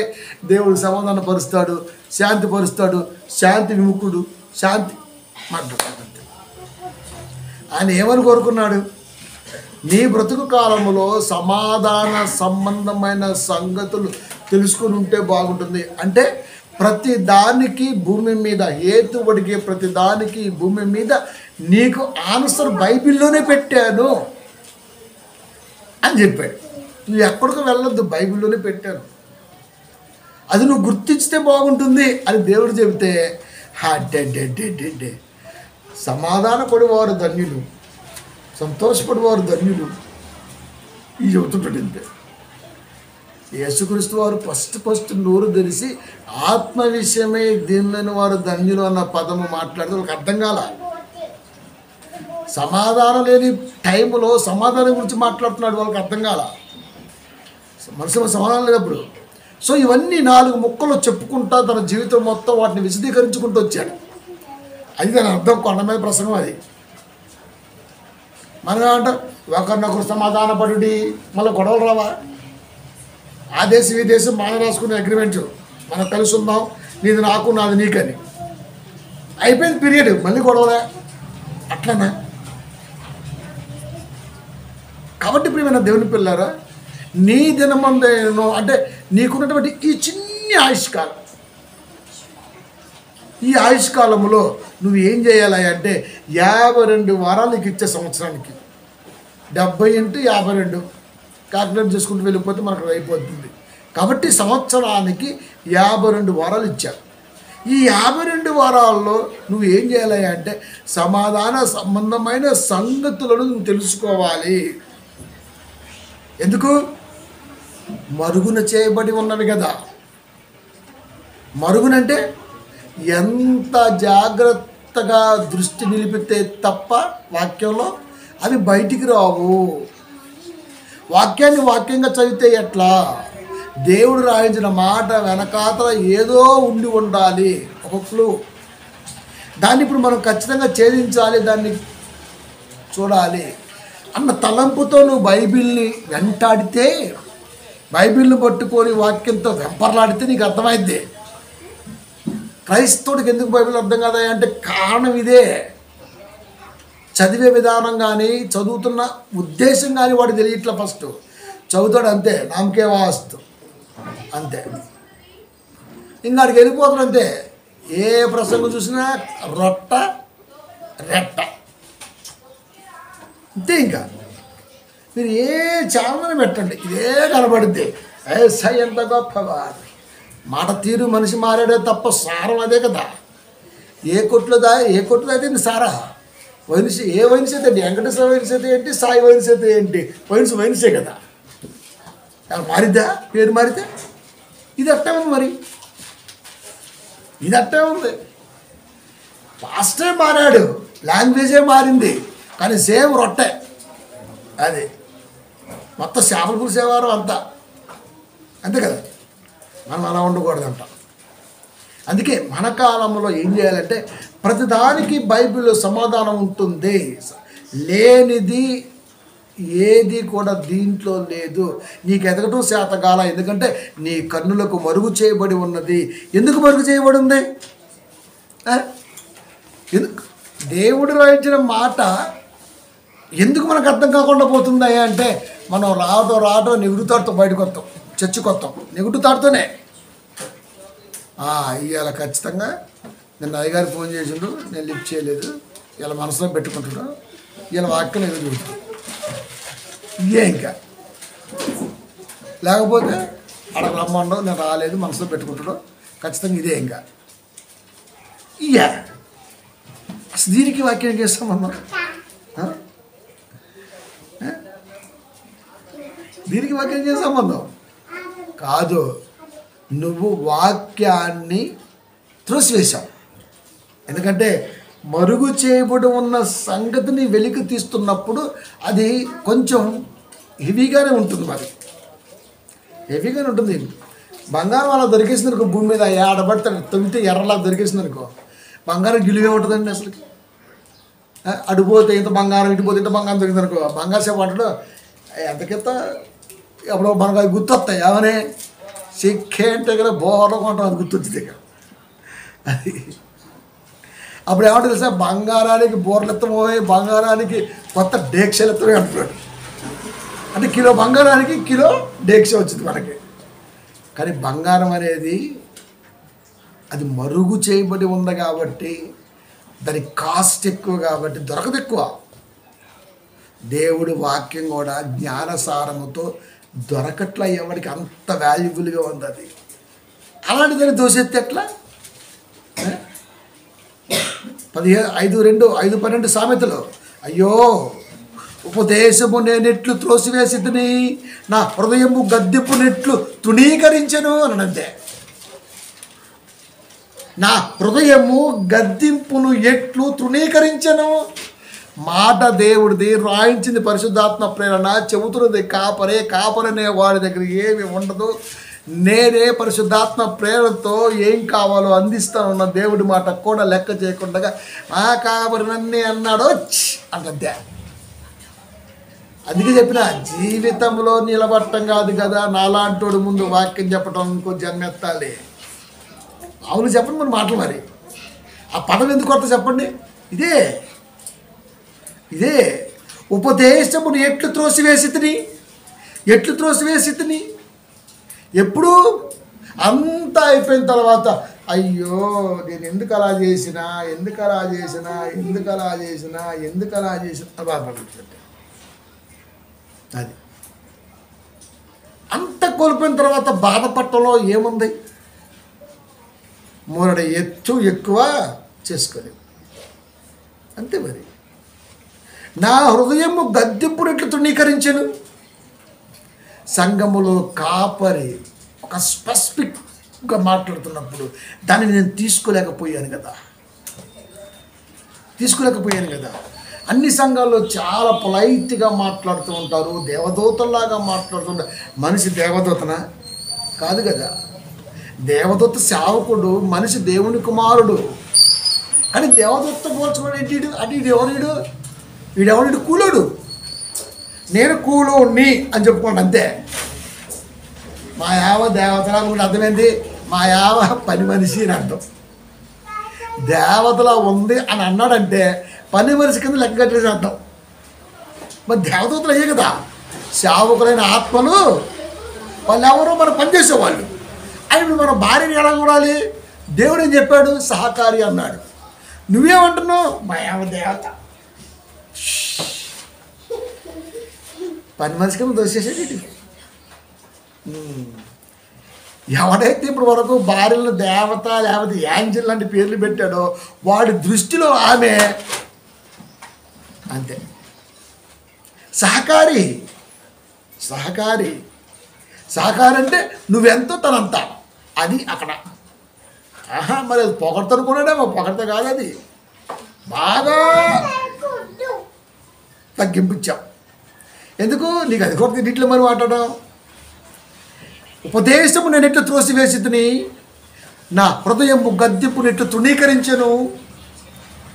సంఘములో కాపరి నోట వాక్యం పేలతంటే, హీట్ వస్తుంటే నేను ఎందుకు దాన్ని ఇలా అనుకున్నాను?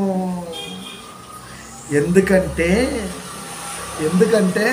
నేను ఎప్పుడు చెబుతుంటా, వాక్యం తృణీకరించారు అంటే వాడి వెనకాతల ఒకే ఒక కారణం, డబ్బని. నేను ఏది నోటి మాటగా చెప్పను. ఒకవేళ అప్పుడు నోటి మాటగా మీరు విన్నా వాక్యంలో స్పష్టంగా ఉంటుంది ఆ వర్డ్. ఒక వ్యక్తి వాక్యాన్ని తృణీకరించాడు అంటే వాడు ఖచ్చితంగా ఆర్థికంగా ఒక స్టెప్ ముందుకేసాడు అని అర్థం. ఆర్థికంగా ముందేస్తే వాక్యం వెనకెళ్ళిపోద్దా?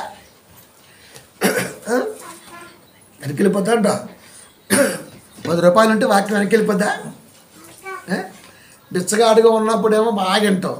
2 రూపాయలు వస్తే మాత్రం కుర్చీ లేదని అడుగుతూ వాక్యం వినటానికి. ఇదా?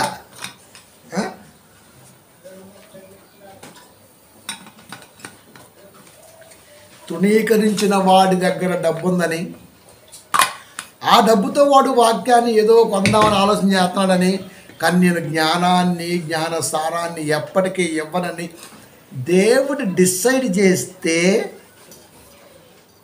నేను దేవుడికి అంత పెట్టినా, నేను దేవుడికి ఇంత పెట్టినా, నేను దేవుడికి అంత ఇచ్చినా, దేవుడికి ఇచ్చావా?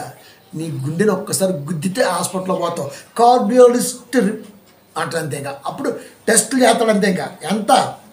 28 లక్షలు అయింది. నువ్వేమన్నా దేవుడికి పెట్టానమ్మా. దేవుడికి ఎంత పెట్టావు? 15,000 పెట్టావా? డాక్టర్కి ఎంత పెట్టావు? 15 లక్షలు పెట్టావా? అది ఇప్పుడు ఎవరు గొప్ప? ఇద్దరులో తక్కువ తీసుకున్నాడు గొప్పడు. ఫీజు తక్కువ తీసుకున్న డాక్టరే గొప్పడు. రూపాయి డాక్టరే గొప్పడు. పాల డాక్టరే గొప్పడు. లక్షలు మీకేస్తున్నాడు అక్కడ. దేవుడే గొప్పడు. ఇది కూడా మనకు తెలియకపోతే ఎట్లా? 17-16 సామెతలో బుద్ధిహీనుని చేతిలో జ్ఞానము సంపాదించుకుంటకు సొమ్ముండనేలా. వానికి బుద్ధి లేదు కదా చెప్పేశాడు దేవుడు. సొమ్ముండనేలా? ఆ దరిద్రుడి దగ్గర డబ్బులు ఉంటే సరిపోతుందా? వాడికి అసలు బుద్ధి లేదు కదా. బుద్ధి లేని వాడి దగ్గర డబ్బు ఉంది, వాడు ఇప్పుడు కొనాలని వస్తున్నాడు అంతే. కొట్టమంటే ఏముండదు, ఇంకా అడక్క తినే కాపుర్ల గుంపుకి పిసినారి ప్రెసిడెంట్ లాగా ఉంటున్నాడు. ఆడి గాడికి వెళ్ళేసి ముందు ఒక 5,000 ఇచ్చేస్తే కథం, ఇక మనల్ని స్టేజీ మీద పిలుస్తారు. పూసలు అమ్ముతాం, దారులు అమ్ముతాం, మొనాలి సెట్ అయిపోతాం మనం. అంతే. మరి ఎందుకు వచ్చింది అడిగి? ఎప్పుడో ఒకసారి జరిగే ఫెస్టివల్ అంటే వాతావరణంకి వచ్చి ఈరోజు డ్యాన్స్ చేస్తుంది రోడ్ల మీద. ఈరోజు అయిపోయింది. అయిపోయిందా? వీడి బతుకుడు అంతే. ఆ మోనాలిసా కంటే ఘోరం అయిపోతుంది అంతే వీడు. నేను చెప్తున్నానా, నిజం ఎప్పుడు ఇలాగే ఉంటుంది. ఎందుకు ఇప్పుడు ఎక్కడికి వెళ్తున్నాం మనం? హృదయ బలుపు కదా మరి, ఆడికి వెళ్ళాలి కదా. కాబట్టి బుద్ధిహీనుని చేతిలో జ్ఞానము సంపాదించుకుంటూ సొమ్ముండనేలా. ఆడి దగ్గర డబ్బు ఉంటే జ్ఞానం ఇచ్చేస్తాను నేను. డబ్బుంటే ఏదైనా వచ్చిందనుకుంటే ఎట్టరా? సిరికిని దేవునికి మీరు దాసులుగా, ఇది ఒక్కటి చాలండి క్రైస్తవుడికి. ఎన్ని మీకు చెప్పిన దాచుకోకుండా ఎన్ని ఆఫర్లు చేస్తే నాకు వచ్చింది. మామూలు ఆఫర్లు కదా మరి. నువ్వు వచ్చి మాకు వాక్యం చెప్పు, మేము ఇంగ్లీష్లో ట్రాన్స్లేట్ చేసుకుంటాం, ఇంగ్లీష్లో ట్రాన్స్లేట్ చేసుకుంటావు, నీకు బ్యాక్ బోన్గా ఉంటుంది, నీ ఫ్యామిలీ టాప్లో ఉంటుంది. వద్రోయ్, నా ఫ్యామిలీ చాలా టాప్లోనే ఉంటుంది. అది నా కష్టంతోనే ఉండాలి. నువ్వు ఇచ్చే ఎదుటివాడి నెత్తురు కూడితో నా కుటుంబం ఉండటానికి వీలే. నా దగ్గర శక్తి ఉంది, దేవుని కృప ఉంది. అది అయ్యా కాలుకాడ కూడు దొరకకుండా ఉంటుంది మాకు. బా కాలుకాడ కూడా నువ్వు వేసే సందానే ముష్టి అంట. నేను ముష్టెత్త, నువ్వు ముష్టుడి కాబట్టి. అది నువ్వు దేవుడికి ఎత్తి దాని సందానం. ప్రియమైన దేవుని పిల్లలు, దానికి మనం సిరికి ఒక్కసారి మనం తల వంచామంటే ఖచ్చితంగా వాక్య జ్ఞానం ఆటోమేటిక్గా మన నుంచి దూరం అయిపోతుంది. అదెందుకు కోల్పోతాం మనం? రతన్ టాటా ఏం తీసుకెళ్ళాడు? కంటి ముందు మొన్నే పోయాడు. తనకున్నది మొత్తం ట్రస్ట్లో పెట్టుకొని తన పిల్లల్ని వర్కర్ను కూడా తన బిడ్డలుగా చూసుకుంటూ వెళ్ళిపోయాడు. అదొక్కటి చాలదా? క్రైస్తవుడ దానకర్ణుల పేరు వచ్చేసింది. మరి క్రైస్తవుడు ఎలా ఉండాలి? అని చెబుతాడు, బుద్ధిహీనుడి చేతిలో జ్ఞానము సంపాదించుకుంటూ సొమ్ముండనేలా. వాళ్ళకి బుద్ధి లేదు కదా. బుద్ధి లేని వాడి దగ్గర డబ్బు ఉంటే బుద్ధిమంతులు అయిపోతారా? రాజుగారు గుడ్డుడైతే గుడ్డిరాజు గారు అంటాం మనం. రాజు ఎమ్మెల్యే గారు గుడ్డు అనుకుందాం. మన ఎమ్మెల్యే ఫ్లెక్స్ మీద గుడ్డు ఎమ్మెల్యే గారికి స్వాగతం రాస్తామండి. జననేత, జన హృదయనేత, పేదల పాలిట బాబోయ్ సౌభాగ్యుడు, అభాగ్యుల పేరట పెన్నిది. బాబాయ్ కొటేషన్ మనం అనుకుంటా మరే. మళ్ళీ కళ్ళలో పెడతాం ఇట్లా, కళ్ళు కవర్ చేయడం కొరకు. ఎందుకు? జోడుగాడు మరి.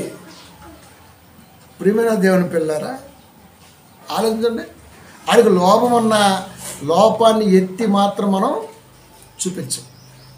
ఎందుకు? హోదాలో ఉన్నాడు వాడు. అక్కడ ఉన్నాడు. ఎంత హోదాలో ఉన్నా రేపు రోజున ఒక పీరియడ్ వచ్చినప్పుడు వాడికి పోతే వాడు ఎక్స్ అవుతాడు. అప్పుడు ఖచ్చితంగా అదేరా గుడ్డి ఎమ్మెల్యే ఉండగా అంటాం మనం. ఇప్పుడు కనపట్లేదు ఎక్కువ జనాలు అంటాం మనం. అంతే. మాజీ అయితే వాడు లెక్కే మనం. అందుకే చూస్తున్నాడు దేవుడు, బుద్ధిహీనుని చేతిలో జ్ఞానము సంపాదించుకుంటూ సొమ్ముండనేలా. వానికి బుద్ధి లేదు కదా. డబ్బుంటే సరిపోతుందరా? నీ దగ్గర బుద్ధి లేదు కదా. బుద్ధి మంచిది కాదు కదా. బుద్ధే బాగలేకపోతే ఇంకెందుకండి?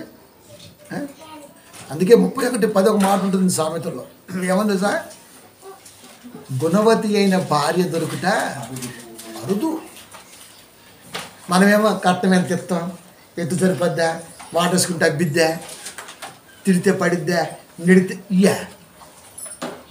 ఎప్పుడు ఈడు చూడు, ఎవడో ఈడు చూడే చేస్తాడు. ఎవడ అది కామనం.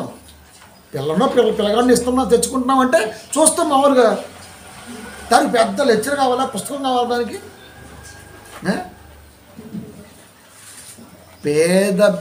పేద బిడ్డ అయినా గుణం గొప్పదిగా చూసి చేసుకోవాలి. కాపర్ మధ్యలో ఉంటాడు, కట్నం ఎంత ఈడే మాట్లాడుతుంటాడు తెంగరనాయాల. అది కట్నం ఎంత, మళ్ళీ అయ్యగారికి మళ్ళీ ఇవ్వాలా. అయ్యగారు తెగేసే 3:30కి గట్టిగా, ఇక అమ్మగారికి చెప్పండి 50,000 ఇచ్చాననే. అది అంత కట్టం రాదనుకున్నాం. మా వాడికి మా అయ్యగారి వల్ల వచ్చింది. అందుకే మేము మా అయ్యగారికి గ్రాండ్గా చేసాం. అంతే. కట్టాలి ఇటు విందురా, ఆడదాని సొమ్ము తెచ్చుకున్నాను ఆడింగ్ అంటారు రా.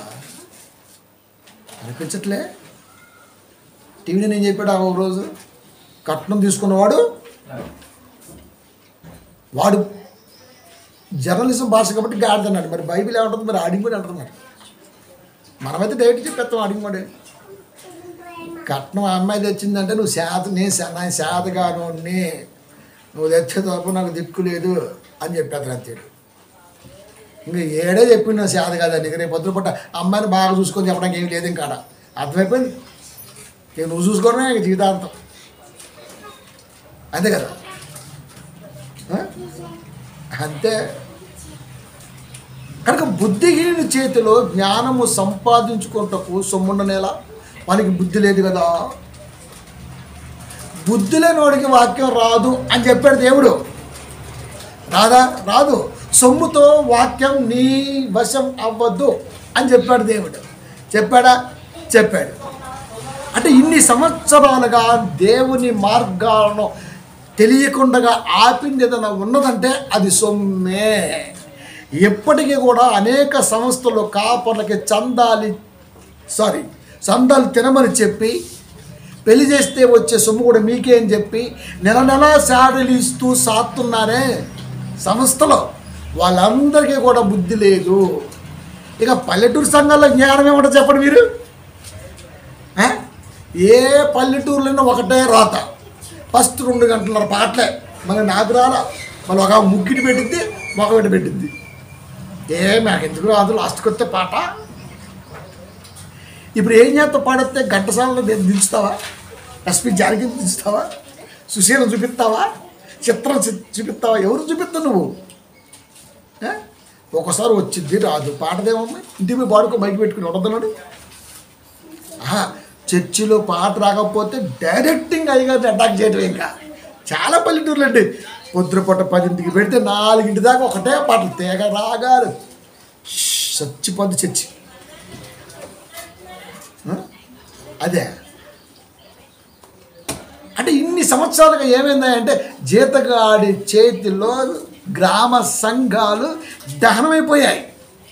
అందుకే ఆ తరాలకు జ్ఞానం అందలేదు. పోనీ ఈ తరం అందిద్దామంటే ఈ తరములో సమాధాన సంబంధమైన సంగతులు తెలుసుకుందామన్న ఆలోచనే లేకుండా బోధ జరుగుతుంటే ఇంకేం తెలిసిద్ది? కంటిన్యూ. వాడికి ఎప్పుడైతే బుద్ధి వచ్చిద్దో, వాడు ఎప్పుడైతే ఇంకా నో ఎక్స్క్యూజ్ అన్న బోర్డుని చూస్తాడో అప్పుడు వాడు అనుకుంటున్నాడు ఏమని 5-12 సామెతలు అదే, ఉపదేశము నేను ఎట్లు త్రోసివేసిద్దని, నా హృదయము గద్దింపు నెట్లు తృణీకరించను. అయ్యో, కాపరి గద్దిస్తుంటే అది కాపరిది కాదు కదా, దేవుడి మాట కదా, అది రిఫరెన్స్ కదా, రాయించిన ప్రవచనం కదా, ప్రవచించినటువంటి మహాదేవుడు కదా. ఆయన మాటని ఈయన చెబుతుంటే ఈయన మీద కోపం పెంచుకున్నా కానీ ఆయన మాట నేను ఎందుకు తీసుకోలేకపోయా అన్న పశ్చాత్తాపం కలిగిన నో ఛాన్స్. బుద్ధి లేనోడు, సొమ్మున్నోడు, కుటుంబం, అత్త, మామ, అల్లుళ్ళు, బావ, బామర్దులు, రెక్కలు చుట్టాలు, రెక్కలుండి చుట్టాలు అందరినీ కలిపేసుకొని దిట్టంగా తిరిగేస్తాడంతే లోకంలో. ఒకరోజు పిలిపి వచ్చేసింది, టిపుక్కు నిలిపోయాడంతే. అక్కడ జరుగుతుంది సందర్భం, మనకు అర్థం అవ్వదు. అక్కడికి కూడా ఇలాంటిదే జరిగిద్దని రాయించాడు. అయినా నమ్మం మనం చనిపోయిన తర్వాత కూడా భూమి మీద పరిస్థితి ఎదురవుద్ది అక్కడ అని చెప్పాడు దేవుడు. అయినా నమ్మం మన చుట్టూ చుట్టాలు ఉన్నారు, అత్తలు, మామలు, బావలు, బామర్దులు, మరదలు, ఆటలు, పాటలు, అమ్మ, నాన్న, అక్క, పీసు బేరకాయ సంబంధాలు. వీటన్నిటి ద్వారా మనం హట్ అయ్యాం, వీటన్నిటి ద్వారా మనం సంతోషపడ్డాం. ఈ బాధల వ్యధల మధ్య మన జీవితం దేవుడికి హృదయ ఆలోచన అందకుండా, దేవుడి హృదయ ఆలోచన చూసుకోకుండా బతికేస్తున్నాం. అది ఎంత మోసం జరిగిందో వాక్యం చెప్పుకుంటూ వచ్చేసింది. కాలం వచ్చేసింది, పోయాడు. పోయిన తర్వాత ఏదైతే తన బిడ్డకి అన్నీ కావాలని దేవుడిచ్చాడు, ఇచ్చిన దేవుణ్ణి మరిచి, వాక్యాన్ని మరిచి, హృదయం దేవుడికి దూరంగా పెట్టుకొని, సొమ్ముడి సరిపోద్దేమో వాక్యం వచ్చింది అన్న భ్రమలో బ్రతికేసి కాలం వెలబుచ్చుకొని వెళ్ళిపోయాడు. ఆడికి వెళ్ళిపోయిన తర్వాత ఒకటికి అర్థమైంది, గద్దింపును ఎందుకు తృణీకరించాను, నేను ఎందుకు స్వీకరించలేకపోయాను, నేను వాక్యానికి ఎందుకు దూరంగా ఉన్నాను. నా జీవితంలో సంవత్సరానికి 52 వారాలు అయితే ఆ 52 వారాలు కూడా నేను యూటిలైజ్ చేసుకోకుండా బతికేశానే. ఇప్పుడు అవన్నీ రిపీట్ అయిపోయిందే, ఒక సెకండ్ అలా కనబడ్డాయి. అంటే ఈ 70 సంవత్సరాల జీవితం వాడి కంటికి అలా కనబడిపోయింది. వాడికి అర్థమైపోయింది, నాకు ఎలాగూ తప్పదు. ఇప్పుడు అదే భ్రమలో, అదే భ్రాంతిలో బ్రతుకుతున్నారు ఎవరో, ఇదే అత్త, మామ, అల్లుడు, బావ, బామద్ది, చుట్టకాలు మొత్తం.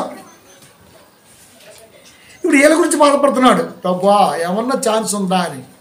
ఉంది నాయన, ఛాన్స్ ఎందుకు లేకుండా ఉంటుంది? ఉంది. 16 లూకా సువార్త 27, 28, 29 అప్పుడు అతడు ధనవంతుడు, తండ్రి అలాగైతే నాకు 5 సహోదరులు ఉన్నారు, పెద్ద ఫ్యామిలీయే, పాండవ కుటుంబం పెద్ద. 5 సహోదరులు అంటే భార్యలు లేరా, పిల్లలు లేరా? ఉంటారు కదా, అమ్మ నాయన, అమ్మల తరపు నాయన తరపు, వీళ్ళందరూ లేరా? వీళ్ళందరిలో కూడా బాగా ఉందాగా బతికేశాడు అంతే. బొబ్బర్లంక రామబ్రహ్మం టైప్ అనమాట. ఇటు 10 ఉంగరాలు ఇటు 10 ఉంగరాలు పెట్టుకొని తిరిగేశాడు అంతే. చుట్టాల్లో ప్రతి ఫంక్షన్కి హెచ్చులుగా అటెండ్ అవ్వటం, ప్రతి దానికి అన్నిటికీ ముందే ఉండటం, మంచి అనిపించుకోవటం, ఏడు వెళ్ళకపోతే బాధపడటం, మొఖాన్ని అడగటం, రకరకాలన్నీ. ఇప్పుడు ఫస్ట్ ఏదైతే చెప్పానో దర్శనం, అవన్నీ కూడా మహానుభావుడు అనుభవంలో ఉన్నాడు. కాలం వచ్చింది, వెళ్ళిపోయాడు. ఇప్పుడు ఎదురవుతుంది, అర్థమైపోయింది సీన్ అక్కడ. ఏమని? నా చుట్టూ ఉన్న వాళ్ళకి వాక్యం అందలేదు, నా దగ్గర వాక్యం లేదు. వాక్యం లేకపోతే ఎదురయ్యేది ఏందో నాకు ఇక్కడ అర్థమవుతుంది. వాళ్ళు ఏమో డ్యాన్సింగ్ ఆడుతున్నారు కింద, వాళ్ళకి అర్థం అవట్లా. పోనీ ఇక్కడి నుంచి వెళ్దామా అంటే కుదరదు అంటున్నాడు ఆయన. పోనీ ఏమన్నా పంపి అంటే చల్లదు అంటున్నాడు ఆయన. లాజర్ను పంపితే చూసి అయ్యో అని నమ్మి భయపడి దేవుడి దగ్గర రాకూడదు, భయంతో దేవుడి కాడికి రాకూడదు. కన్న తండ్రి కాడికి రావాలంటే పిల్లలు ఎగురుకుంటూ రావాలి, మా నాయన అని. అంతేకాదు అమ్మో మా నాన్న అంటే అంటే నువ్వు దెయ్యంలాగో రాక్షసులాగో ఎదవలాగో కనబడ్డావు కాబట్టి ఆ పదం వాడేది అక్కడ. చిన్నపిల్లలు అవుతారు, పిల్లలు గబుక్కులు వచ్చేసి తండ్రిని అత్తేసుకుంటారు, అత్తేసుకొని కొరికేస్తుంటారు అటు ఇటు. ఉండరా అంటుంటారు అంతే, అంతే కదా. అంటే ఆ స్వరం ఏమైంది? మిస్ అయింది. కానీ ఇప్పుడు లాజర్ లాంటి చెప్పాడనుకో భయంతో నమ్ముతారు. భయంతో నమ్మకూడదు, నమ్మకంతో వాక్యాన్ని నమ్మాలి. అదే చెప్పిన దేవుడు ఉన్నాడా? సరేరా. వాసన ఉందా? చూపించు. మంట ఉందా? చూపించు. బాధ ఉందా? చూపించు. ఈ మంట బాధ వాసన పెట్టింది ఎవరో తెలుసా? దేవుడే. ఇవి కనబడుతున్నాయా? కనబడ్డావు. ఇవి పెట్టిన కనబడ్డావు, ఇవి పెట్టినవి కనపడవు, ఇవి పెట్టిన ఆయన కూడా కనబడ్డావు. ఒకవేళ కనబడాలి అంటే నువ్వు కనబడకుండా పోవాలి.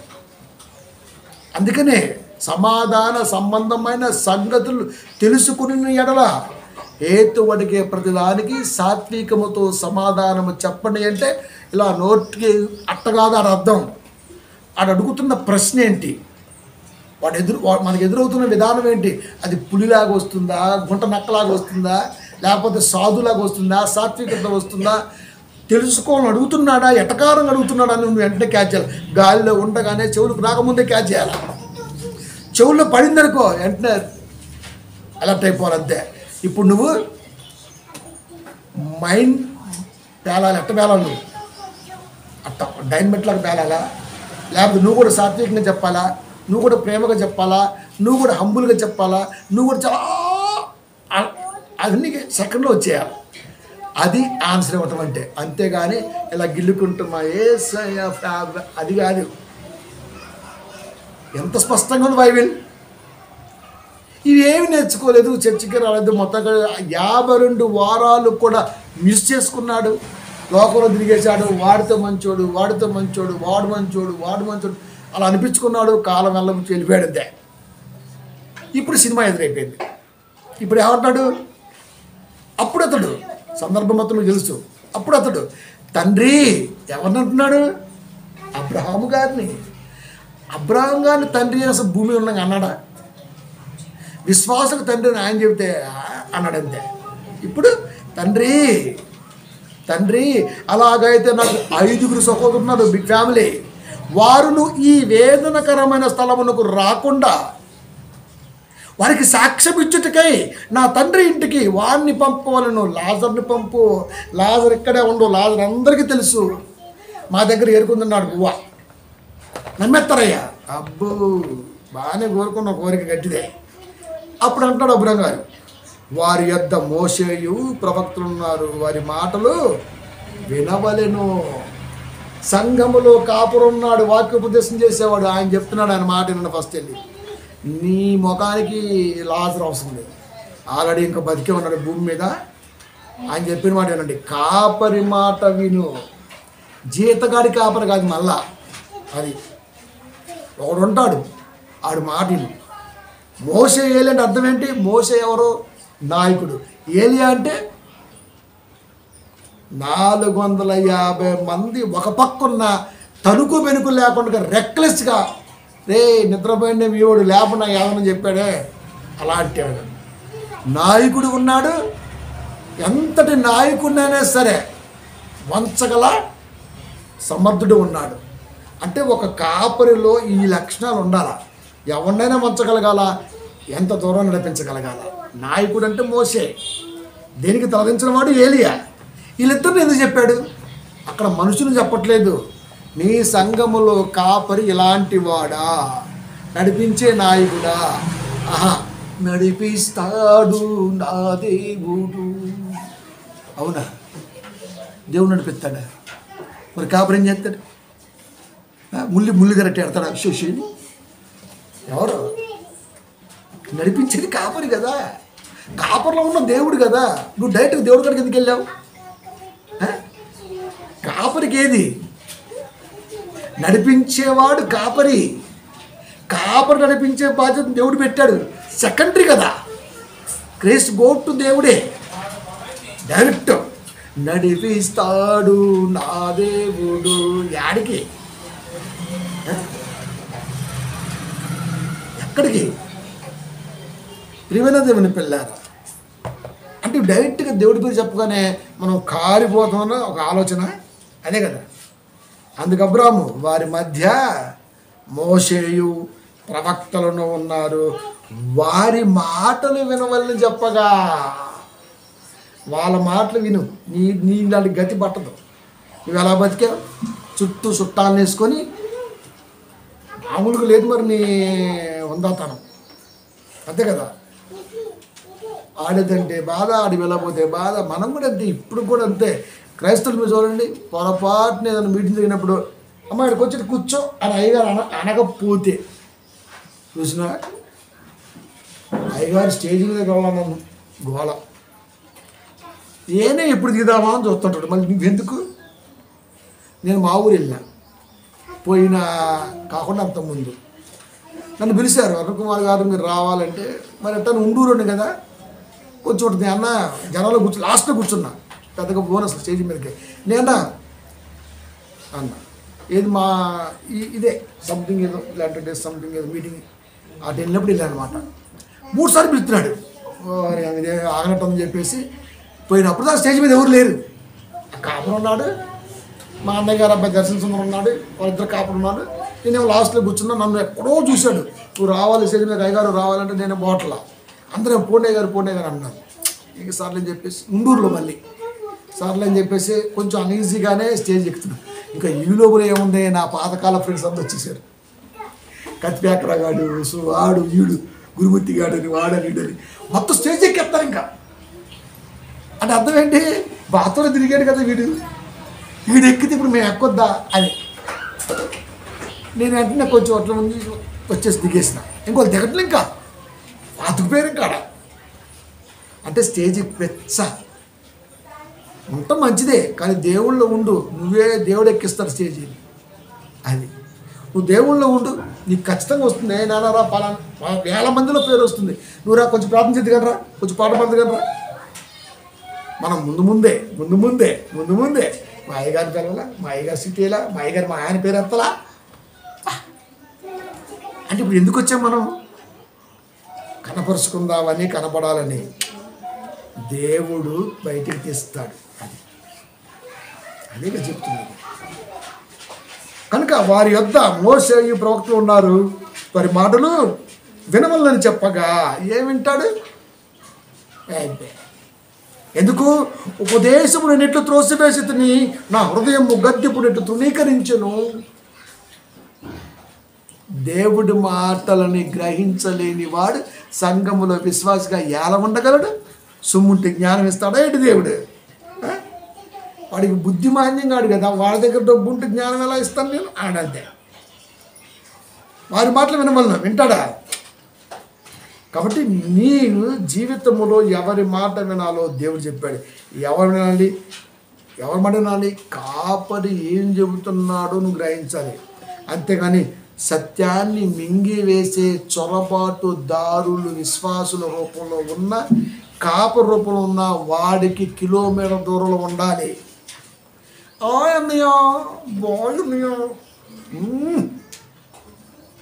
గోదావరి గట్టు మీద సూబడింది అంటుంది. ఇంకా బాగుంటుంది మరి సినిమా, అది ఉండదు మరి. ఎప్పుడైనా సరే పెంట కుప్ప కాడికి వెళ్ళి హాయ్ గృహకల్ప పెంట బాగున్నాం అంటామా? అంటామండి అసలుకి ఎవరో సత్తేసినాడా? రాత్రి ఆదివారం మొత్తం సిగ్గుమొత్తం అంటారంటే కంపు వచ్చేస్తుంది, అక్కడ కంపు వచ్చేస్తుంది. కంపు కాడికి వెళ్ళి ఎవడైనా సరే దాన్ని పలకడతానండి. వాక్యాన్ని తృణీకరించి సొమ్మును చూపించి వాక్యాన్ని కొనాలన్నా, వాక్యం కొరకు సొమ్మును ఖర్చు పెడుతున్నా అని చెప్పుకున్నవాడు ఎవడైనా కానీ అంతకంటే 1000 రెట్లు కంపు వాడి కాడ. నువ్వు ఉండటానికి వెళ్ళేదో ఇక ఉంటానంటే మేమేం చేయలేము. ఇక తాగి ఇంకా ఆ బురద పందుల మీద కాల్చినట్టు దేవారు. ఇంకా ఎలా కనపడింది? వాక్యం లేకపోయినా సొమ్మున్న నహం ఉన్నా వాడి వాసన నాకు ఎలా వచ్చి చెప్పనా? అటు ముక్కు మూసుకొని తొందరగా పోతే బాగుంటారు, బ్యానం పోతే అన్నట్టు ఉండదు నాకు. ఎందుకు చెప్పండి? అహం కనపడుతుంది అక్కడ. దేవుడు చెప్పిన జ్ఞానం కాదా ఇది? కనుక చొరబాటుదారులు, సత్యాన్ని మింగేస్తున్న చొరబాటుదారులు ఉంటే ఖచ్చితంగా జాగ్రత్త అని చెప్పాడా? 8:20 గ్రంథము, యెషయా గ్రంథము 8:20, ధర్మశాస్త్రమును ప్రమాణ వాక్యమును విచారించుడి అన్నాడు అక్కడ. ధర్మశాస్త్రం అంటే 34 యెషయా గ్రంథము, యెహోవా గ్రంథము అంటే బైబిల్. ధర్మశాస్త్రం అనగానే మళ్ళీ మోసే పంచకంలో అనుకోమాకండి. బైబిల్ని కూడా ధర్మశాస్త్రం అని అంటారు. సాంఘిక శాస్త్రము, సామాన్య శాస్త్రము, ఇది ధర్మశాస్త్రము.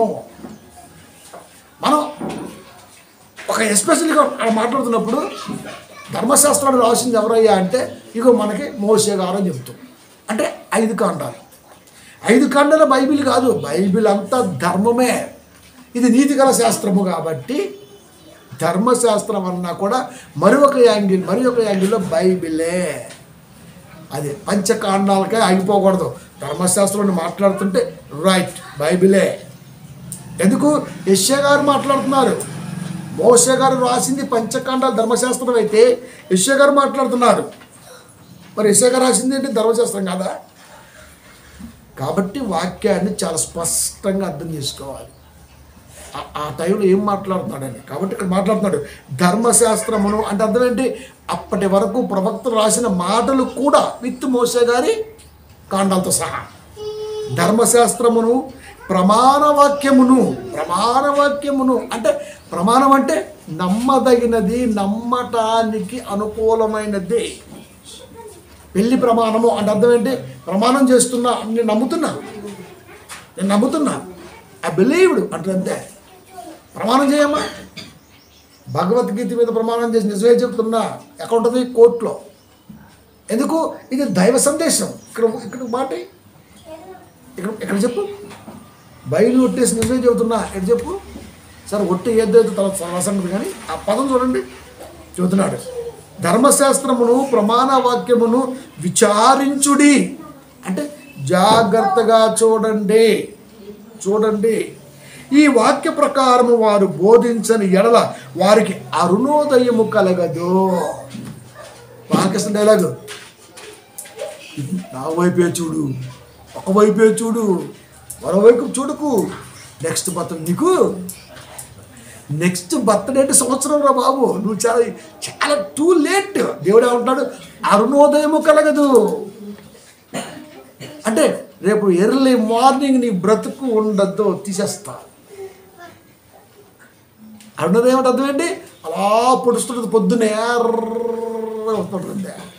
అది వచ్చి రాక ఒక పక్క చలి, ఒక పక్క సూర్యుడు. ఎంత స్పైసీగా ఉంటుందంటాం ఆ వాతావరణం. అలాంటి వాతావరణం అంటే అప్పుడే 4వ జాము అనుకోరదు కొంచెం. అప్పుడు 4వ జాము దాటినాక అప్పుడు సూర్యుడు వద్దా మనకు వెలుతురు కనబడుతుంటే సూర్యుడు కనపడ్డా ఒకసారి. ఎప్పుడుకో వస్తాడు సూర్యుడు. సో అది ఉండదు అన్నాడు. అని అర్థం ఏంటి? ఎర్లీ మార్నింగ్ చంపేస్తా, ఎర్లీ మార్నింగ్ చంపేస్తా అని చెప్పేశాడు. ఆ పదం డైరెక్ట్గా కూడా వాడాడు, ఎర్లీ మార్నింగ్ వేసేస్తాడని. అందుకే చదువుతున్నాడు, ధర్మశాస్త్రమును ప్రమాణ వాక్యమును విచారించుడి, ఈ వాక్య ప్రకారము కాక, ఈ వాక్య ప్రకారం వారు బోధించని ఎడల వారికి అరుణోదయము కలగదు. కాపరి తెల్లారితే నీకు రోజులుండవు, వేసేస్తాడంతే,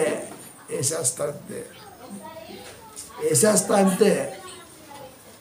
ప్రియమైన దేవుని పిల్లలు, అంటే వాక్య ప్రకారం బ్రతుకు లెక్క మనకు తెలియజేసే బోధకుడు అలా బోధించకుండా అప్పులు తీర్చేస్తాం, మీ కడుపులు నిలబెట్టేస్తాం, పిల్లగాలకు భూమికి వచ్చేదాకా ప్రార్థన చేసేస్తాం, వచ్చినాక బారసాల పేరుతో డబ్బులు నొక్కేస్తాం, పేర్లు పెట్టేస్తాం, లాగేస్తాం అంటే అది కాదు కదా, అది కాదు కదా. ఖచ్చితంగా బ్రతుకు లెక్క చెప్పాల్సిందే. అమ్మా నీకు ఇచ్చిన 70 ఏళ్ళ ఆయుష్ కాలంలో 1 సంవత్సరం ఇలా ఉంటుంది తల్లి, ఇన్నే మిగిలిని. నిజంగా గ్రేస్ పీరియడ్ అంటూ ఉందంటే అది 52 వారాలే. మిగతా అన్ని చుట్టాలకి పక్కలకి ఏడుపులకి బాబాలకి మాత్రం కొట్టుకుపోయినాయి. ఇంకా 52 మిగిలింది. ఈ 52 ఖచ్చితంగా నువ్వు పాస్ అవ్వాల్సిందే ఈ సంవత్సరం, అంతే, పాస్ అవ్వాల్సిందే. 300 పేజీల పుస్తకం, 10 నెలల బోధన, 35 మార్కులు పాస్. ఎంత గ్రేస్ అండి! విచిత్రం అనిపించింది నాకైతే. 10 నెలల బోధన, ఫీజు లక్షలు కట్టేసి, సరే పోనిపోకుండా రాసాను కానీ 10 నెలల బోధన, ఆ సబ్జెక్టు 200 మార్కులకి 300 మార్కులు పెట్టచ్చుగా. కొన్ని పేజీకి 1 మార్కు. ఒక పుస్తకం, ఒక బుక్ 60 పేజీలు ఉందనుకుందాం, 60 మార్కులకు పాస్. ఒక 200 పేజీలు 200 మార్కులు పాస్. అంటే బుక్ని బట్టి మార్కులు ఇస్తే ఏంటి మన పరిస్థితి? ప్రపంచకంలో ఇప్పటి వరకు ఓడి వేసేయడం. కానీ సెంట్రల్ బోర్డు గవర్నమెంట్ ఏం చేసింది చెప్పనా? ఇంటర్ బోర్డు సాలే తింగర మైండ్కి అసలే ఎంత ఉంటుంది మైండ్, అన్నింటిలో అవి మొత్తం దరిద్రం ఉంటుంది కాబట్టి 35 అంతే. ఇంత పెద్ద పుస్తకంలో 35 మార్కుల, ఇంత పెద్ద పుస్తకంలో 52 రోజుల. దీన్ని చూసే కదా కాపీ కొట్టావు నువ్వు, చెప్పో. ఎంత పెద్ద పుస్తకములో 1 సంవత్సరములో నీ జీవితకాలంలో 52 వారాలు ఇస్తే చాలు అన్నాడంటే దేవుడు, వా వండర్ఫుల్. అవి కూడా ఎడతాం మనం.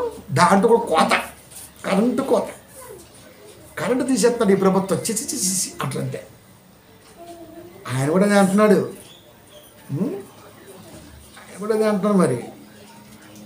కాబట్టి ప్రియమైన దేవుని పిల్లరా, 1 సంవత్సర ఆయుష్ కాలంలో నిజంగా మనం బయటపడ్డామంటే 52 వారాలు మనం దేవుళ్ళు బలంగా ఉన్నామని మనకు మనమే సాక్షి ఇచ్చుకోవాలి. లాస్ట్ మాట 90వ అధ్యాయము 10వ వచనం కీర్తన గ్రంథము, మా ఆయుష్ కాలము 70 సంవత్సరములు, అధిక బలమున్న ఎడల 80 సంవత్సరములగును, ఆయనను వాటి వైభవము ఆయాసమే, దుఃఖమే. అదే కదా లోక 12:20 చెప్పాడు. ఇది కీర్తన దావీదు గారిది. అది మళ్ళీ యేసుక్రీస్తులో స్పష్టంగా చెప్పారుగా, మీలో ఎవడో చింతించడం వలన తన ఎత్తును మూలుడు ఎక్కువ చేసుకోలేడు. ఇంకా స్పష్టంగా, ఇంకా మనకు అర్థం కాదు, వైభవము అన్నమాట పదప్రయోగం జరిగింది. ఈ 70-80 ఏళ్లలో ఎంతటి వైభవం, ధనవంతుడి వైభవం చూసాం మనం. వాక్యలేని జీవితం గడిపాడు. ఇప్పుడు అయ్యా నాకు తమ్ముళ్ళు ఉన్నారు, మరదలు ఉన్నారు, వాళ్ళకి పిల్లలు ఉన్నారు, బంధువులు ఉన్నారు. వాళ్ళ పరిస్థితి ఏంటి? నీ పరిస్థితి క్షమించలేని స్థితిలో ఉంది. నువ్వు ప్రశ్న ఇవ్వకూడదు ఇప్పుడే కదా. మనకు ఆల్రెడీ ఉరిశిక్ష పడింది, వాడికి ఓదార్పు ఇవ్వకూడదు. నాకు ఉరిశిక్ష పడితే పడింది కానీ తమ్ముడు నువ్వు మాతో జీవిత కథ సరిపెట్టుకోరా అంటావా? అనన్నాను. ఉరిశిక్ష పడింది, రాష్ట్రపతి కాడికి పోదామా, లేదా వాళ్ళని కలుద్దామా, లాయర్ని పిలుద్దామా? రేపు ములాఖత్తులో లాయర్తో ఏం మాట్లాడదాం? అయ్యా ఇంకొక ఛాన్స్ ఉంది, భారత రాజ్యాంగం ప్రకారం మొట్టమొదటి మనిషి ఉంటాడు కదా, ఆయన కాడికి వెళ్ళు, ఎంత ఖర్చు అయినా పర్లేదు నేను పెట్టుకుంటాను, క్షమాభిక్ష ఆయన మాత్రం పెట్టగలడు, సుప్రీంకోర్టు ఉరిని కూడా నిలుపు చేయగలడు అని బ్రతిమలాడి ఆ మొలాఖత్తులో ఉన్నటువంటి ఆ టైంలో మాట్లాడి ఆయన సెట్ చేస్తే ఆడ 5 కాడ 10 దుబ్బేసి మొత్తానికి వెళ్ళి ఏదో చేసి కుటుంబం అంతా వెళ్ళి డ్యామ్ డిస్క్ చేసి ఉరి 6 నిలపచ్చు, వేయచ్చు, ఛాన్స్ ఉంది. కానీ దేవుడి దగ్గర లేదు కదా, అయిపోయా 60-70 ఏళ్ళ వైభవంలో ఏం మిగిలింది? ఆయాసమే, దుఃఖమే, అంతే కదా. ఈ చిన్న జీవితంలో ఆయాసం ఎందుకు, దుఃఖం ఎందుకండి? సిమెంట్ లాగా బాగా స్ట్రాంగ్గా ఉంది అక్కడ. అది దూర బంధు పైన చూడలేకపోయా, రాలేకపోయా, నాకు తెలిసా పో, నేను శవం పోతే పోయింది, ఏం చేస్తామని నా పనులు ఇక్కడ నేను పో, మీరు రాడా ఏందిరా వచ్చేది? నేను ఏమన్నా శివశక్తి అవుతుంది అనుకుంటాం ఏంటి తొనలు కోసివ్వడానికి? తెలిసింది ఊంగొట్టాం, అవునా రైట్, పోతే పనులు లేకపోతే లేదు. ఎందుకట్లా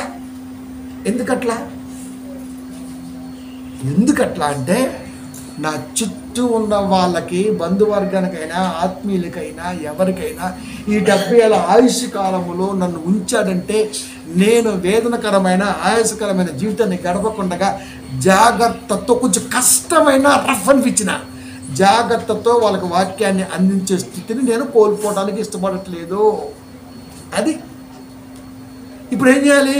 దేవుణ్ణి నమ్మి అక్కని, అమ్మని, తమ్ముడిని, బావని, బామ్మర్దిని చుట్టాలు ఇచ్చారు కదా, ఈ చుట్టాలకు కూడా మనం ఏంటో, మన వాక్య విధానం ఏంటో తెలిసేటట్టుగా చేసి సాధ్యమైతే వాళ్ళకు కూడా మోటివేషన్ లెవెల్ వాక్యాన్ని అందించగలిగే స్థితిని మనం కలిగి ఉంటే మనం పోయిన తర్వాత కూడా వాళ్ళు వాక్యాన్ని గ్రహించి ఆ వాక్యంలో వాళ్ళ నుంచి, వాళ్ళ పిల్లల నుంచి వాళ్ళు అలా ఎదుక్కుంటూ వస్తారు. దేవుని చేతమైతే అందరము పరదేశంలో హ్యాపీగా ఉండొచ్చు. లేకపోతే నువ్వు అటు నేను ఇటు, 2 దారులు, ఒకటి లెఫ్ట్ 2 రైట్, ఎవరిటి పోతుంది లేదు. మళ్ళీ సాధ్యమైనంత వరకు రైట్ పోతేనే బెస్ట్, కుడివైపు పోతే ఆశీర్వాదం ఇంపబడిన వరకు లెక్క వస్తాం.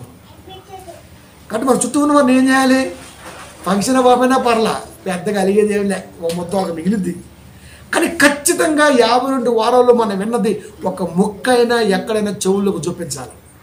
సాక్షార్థంగా అడుగుతాడు నేను, చుట్టాలని మాకు ఇంతమంది అని చెప్పడం కాదు, ఇంతమందికి నేను వాక్యాన్ని అందించగలిగాను అని చెప్పు. ఇంకా ఉన్నారు చెప్పాల్సిన అని చెప్పు. ఎంత బాగుంటుందండి. మనమే ఎచ్చులు కొడుతుంటే డబ్బాలు, మా ఊర్లో ఆడున్న, మా ఊరికి టాటర్ ఉంది, మావాడికి యాన్ ఉంది, మావాడికి మొన్నే కొన్నాడు బుల్లెట్, మా బామ్మ కూడా ప్లాన్ చేస్తాను. ఈ ఎచ్చులు మాటలు చెప్తాను. ఈ వద్దు, నువ్వు చెప్పాల్సింది ఎప్పుడన్నా ఎక్కడికైనా పోయినప్పుడు, బంధువర్గంలో కూర్చొని మాట్లాడినప్పుడు 2 మొక్కలు దేవుడికి చెప్పు. అది నీకు తెలిసి చెప్పు.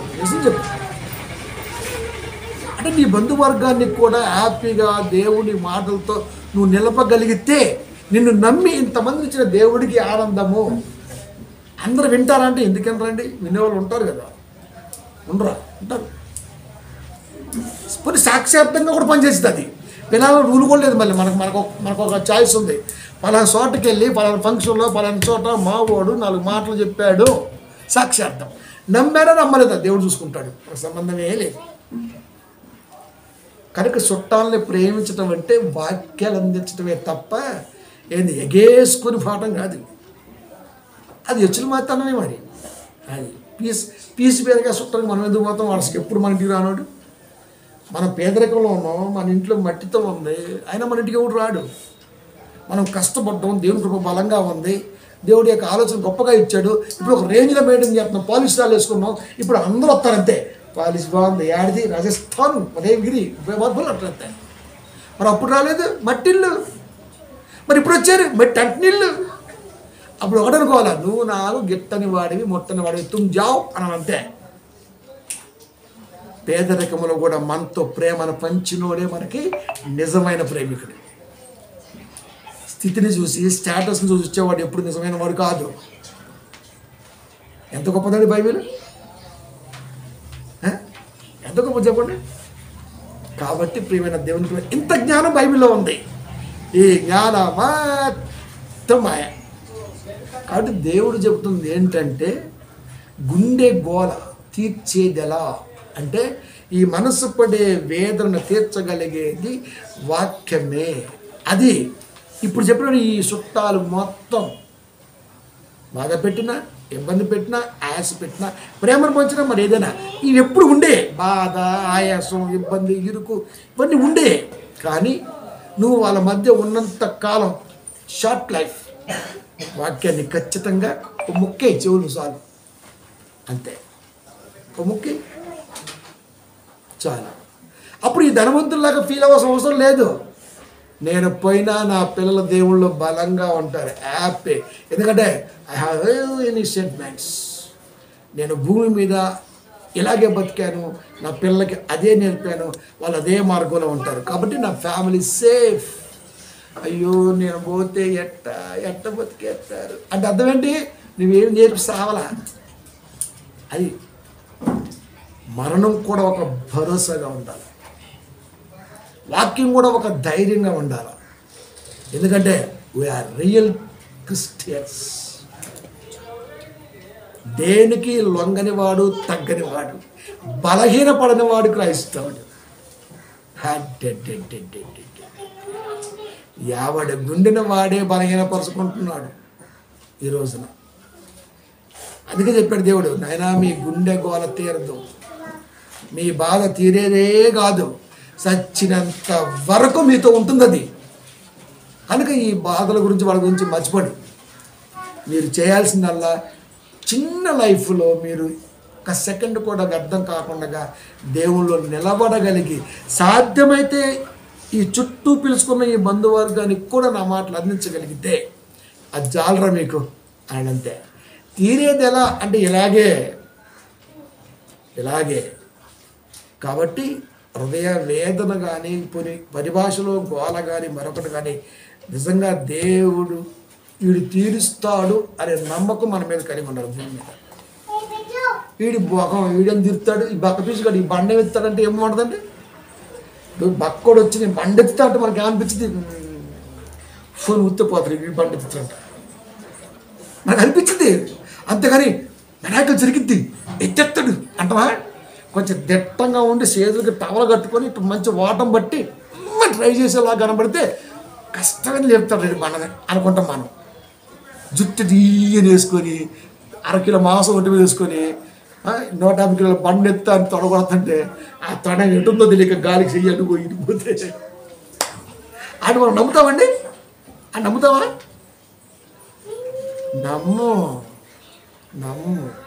నమ్మే అంత లేదు అక్కడ. ఎందుకంటే ఒంటి మీద స్కాల్ప్నే ఉంది. ఇది కూడా అంతే. కాబట్టి బాధలు, కష్టాలు, ఇబ్బందులు, వాడు పెట్టిండు, ఈడు పెట్టిండు, ఇవన్నీ ముసలమ్మ వ్యవహారం పక్కన పెడితే వీళ్ళంతా మనోళ్ళే. కాబట్టి మనకు సమయం వచ్చినప్పుడల్లా ఒక ముక్క అలా అందిస్తే చాలు, అదే మిగిలిపోద్ది. నాకున్న ఆయుష్కాలం ఎంతే ఒక నమ్మకంతో క్రైస్తవుడు కదిలితే ఈ రోజున ప్రతి సంఘములో కూడా ఉపదేశాన్ని అంగీకరించే పిల్లగా ఎదిగే వాళ్ళే. ఇలాంటి ప్రసంగాలే ఆడన్నారు నాయన, మొత్తం ఆ ప్రసంగాలే కదా. కాబట్టి మా ఆయుష్కాలము 70 సంవత్సరములు, అధిక బలమున 80 సంవత్సరములను, ఆయనను వాటి వైభవము ఆయాసమే దుఃఖమే. ఏ మనిషి ఈ రోజున ప్రశాంతంగా చనిపోయాడు? చివరికి యేసుక్రీస్తు వారి మరణములో కూడా పాపం బాధే కదండి, బాధే కదా ఆయనకి. అయ్యో ఇన్ని చెప్పినా కూడా నమ్మలేదు అని బాధే కదా. కాబట్టి ప్రియమైన దేవుని పిల్లలు, ఈ 60 ఏళ్ళ 70 ఏళ్ళ జీవితం వైభవంగా కనబడుద్ది, కానీ అది ఆయాసం దుఃఖమే. ఎందుకు? ఉండే గోల అలాంటిది, చుట్టూ సెంటిమెంట్, ఇవన్నీ కదిలించాలి. మనం బలంగా ఉండాలి, నలుగురు ఉపయోగపడాలని అనుకోవాలనుకుంటే ఒక ఎజ్రా లాగా మనం నేటి కూడా నిర్ణయం తీసుకుంటే ఖచ్చితంగా ముందు మనం స్ట్రాంగ్గా ఉండాలి. ఆ తర్వాత మన చుట్టూ స్ట్రాంగ్ ఉంటుంది, ఎందుకంటే మనం కడతాం కాబట్టి సెంటిమెంట్ అనేది వాక్యంతో ముడిపడి ఉండాలి తప్ప మనుష్యుల మీద ఏమాత్రం జారినా దిగినా ఉన్నా సాతాను బలహీన పరిస్థితి. ఏదైనా వరంలో ఫస్ట్ వాడింది అదే, భార్యాభర్తల సెంటిమెంట్నే వాడింది. అక్కడ మరి సెంటిమెంట్కి దెబ్బ అయిపోయింది ఆడ. అది సెంటిమెంట్ అంటే దెయ్యానికి తెలుసు ఎవరిని ఎక్కడ బలహీనపరచాలో. కాబట్టి దీనికి ఒకటి అర్థం కావాలి, ఏంటంటే వీడి చుట్టూ ముళ్ళున్నాయి ఏంట్రా, అసలు వీడి మనిషి అని అనుకోవాలి. అది అంటే అసలు వీడి సెంటిమెంట్లు ఏమి ఉండవా? వీడిని ఇటు పడదామన్నా గాల ముళ్ళు ఉంది, ఇటు పడదామన్నా ఉంది, వీడి ఒళ్ళంతా ముళ్ళేముంది ఏంట్రా బాబా.